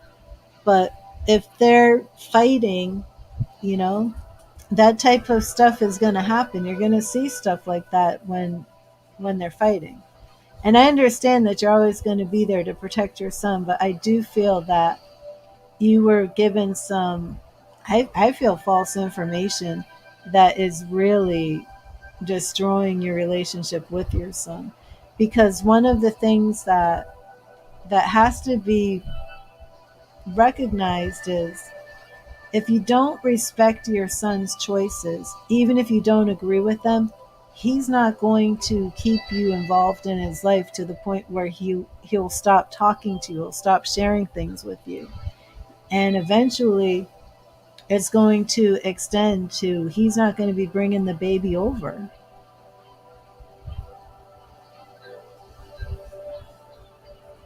Hmm.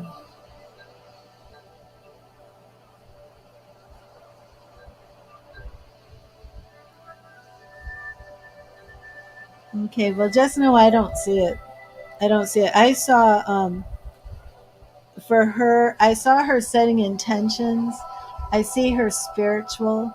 I see her setting intentions to, you know, which is healthy spirituality. I'm not seeing anything that's evil. I'm not seeing plans to harm you or hurt you or murder you or anything like that. And again, I take issue and I don't agree with whatever these other readers have told you. I think that they've done you a disservice, and I think that you are going to be hurt in the long run, because I think he's just going to get closer and closer to her and the family. She's not going anywhere. She's in this. And I think that if you keep clinging to these things, these horribly negative things that these other readers have told you, I think you're going to lose out on a relationship with your son and your the grandbaby, because I do absolutely believe there's a baby on the way. And most mother-in-laws take issue with the woman their son married. But if you want to keep that healthy relationship there, you've got to find a balance and find a way to.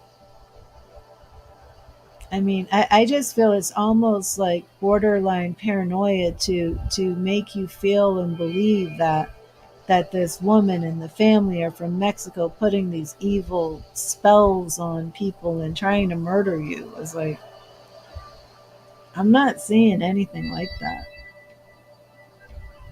at all. I'm seeing multiple times in multiple readings a woman and a man who love each other, who are trying to learn how to navigate their life together. And he's going to change. So some of the things that you have an issue with, he's actually going to change them on his own. And probably because of the way you raised him. You didn't raise him to be somebody who gets, pushed around by the woman. And he won't be. But as for like evil spell work, I'm not seeing that.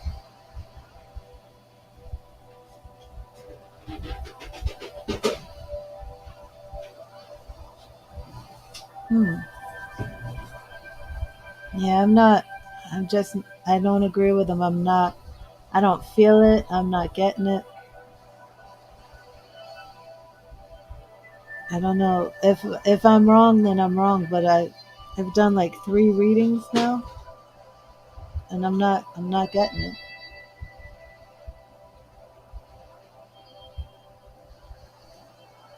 But I can understand why the other readers would go there, because if you remember when I first pulled for you, it was Death, Tower, and the Magician.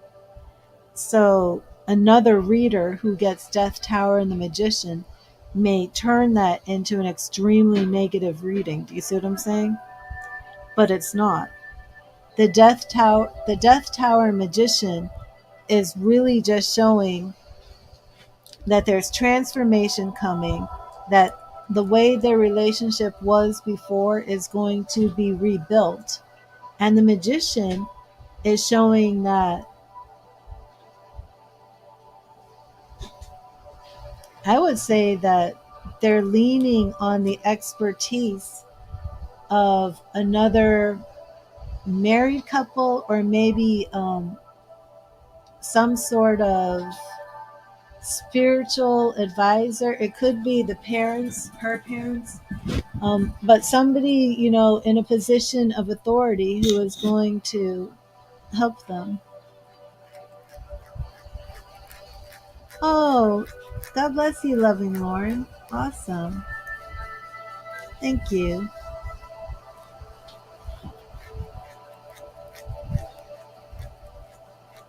Yeah, he will, Vicky. He will. But it's like I'm saying, I don't think that these cards that I saw mean all the dark black magic, occultic, evil things that other readers were seeing. I really think that it means that, because way more cards of love came through. Yeah. And her parents are together. Her parents are married. Her parents are still married. Um,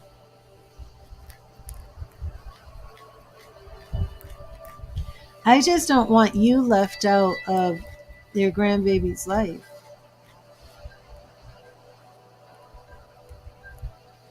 I mean, could you imagine being young, being Mexican, stepdad, okay, but could you imagine being young, getting married, and feeling like all this is against you, and then feeling that your mother-in-law thinks that you and the family are like actually very evil and into the occult and stuff like that? Like, I just couldn't, I just wouldn't make that a reality based on what these readers are saying. Like, if you don't have anything in reality to prove that this is what they're about, I would not make those judgments on her, on your daughter in law, just because of what these readers are saying. Because, like I'm saying, I pulled some cards that could really fit that narrative, and I double checked, and that's not the narrative. I'm telling you that I believe 100% these readers interpreted the cards wrong. That's what I believe, 100%. And it could be that she's Spanish, she's Mexican. Maybe they didn't, I don't know who they are, but maybe there's even some sort of hidden racism going on here. Maybe they feel that because she's Mexican, she's, a bruja or something like that. And I'm just not getting anything showing this type of level of trying to murder you. And again, it's like, remember, I pulled that Nine of Swords. To an inexperienced reader, it looks scary. It looks creepy. Um, but it's not. It's the fear of that situation. It's not a legitimate attack. It ends with the Two of Cups. We, we have the Star. We have this marriage. It's going to be around for a while. And it's evolving and it's growing and they're learning about each other. It did not show up that she is trying to control him, that she's out cheating with other people and making him her slave. Nothing like that. It's they want to grow a family. They want. There's a lot of cards there that means she could even be pregnant now.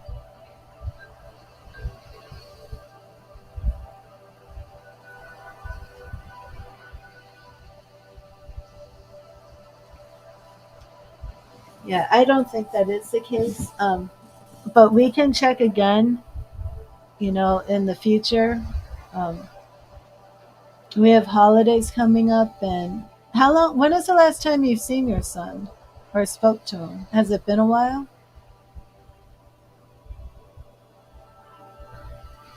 And this is it's also fear based, Vicky. And meanwhile, like your son is just going to be moving on with his life with his wife and his baby and her family and his in laws. And that's not what you want, is it?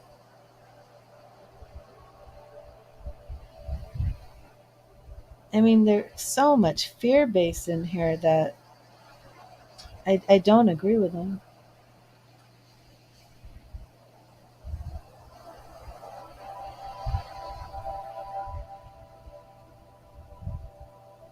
Yeah, and that devil card that showed up, I don't know if it's drugs.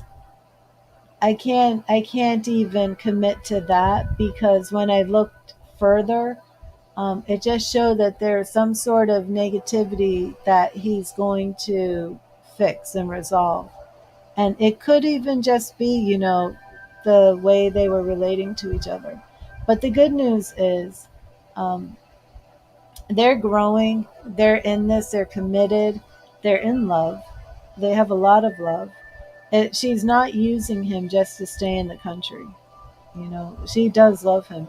I don't feel this was some big secret plan between her and her family to stay in the country, and taking advantage of your son. And that could be the story for a lot of people, but I don't believe it's their story, you know? Really don't. It didn't show up like that. But thank you so much, Vicky, and I would love to hear some updates on how this all plays out. And let me know when you find out she's pregnant. But I do hope this all goes very well for you and your son and Nancy. But I am going to end the stream. It's been 4 hours. And and yes, Vicky, just try not to be in fear about all of this. If she was planning to really harm you, this reading would have been very different. And there's nothing in this reading that shows she's trying to harm you or anything like that. So I mean that is good, you know? But it's a shame that you two are at such, opposite ends in all this. Because, like it or not, you really are family.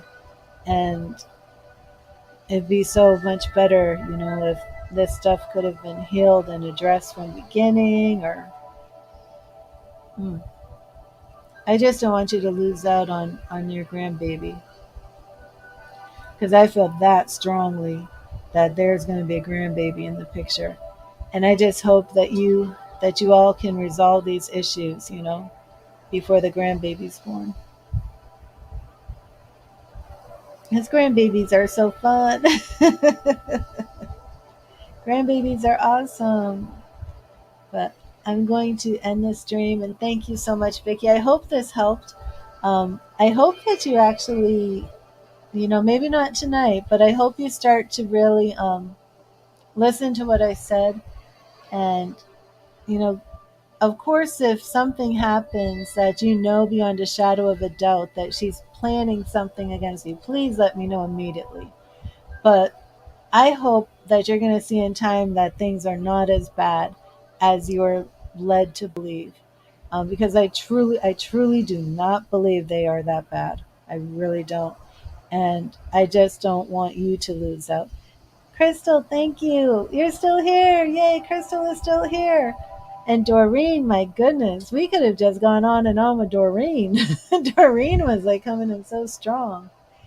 And Benson and Hedges, I forgot all about those cigarettes. And she had some very glamorous rings, diamonds, and long nails, and just very classy and elegant. Very classy woman. It's like you could feel like this air of elegance. Will you send me a picture of her, Crystal, if you have one? I'd like a picture of her.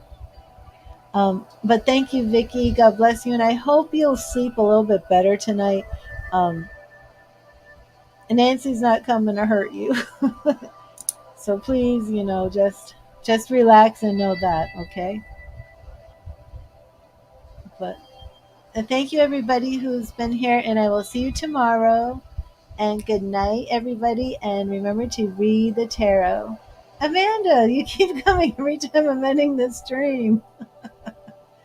Oh my goodness. Good night, everybody. Bye.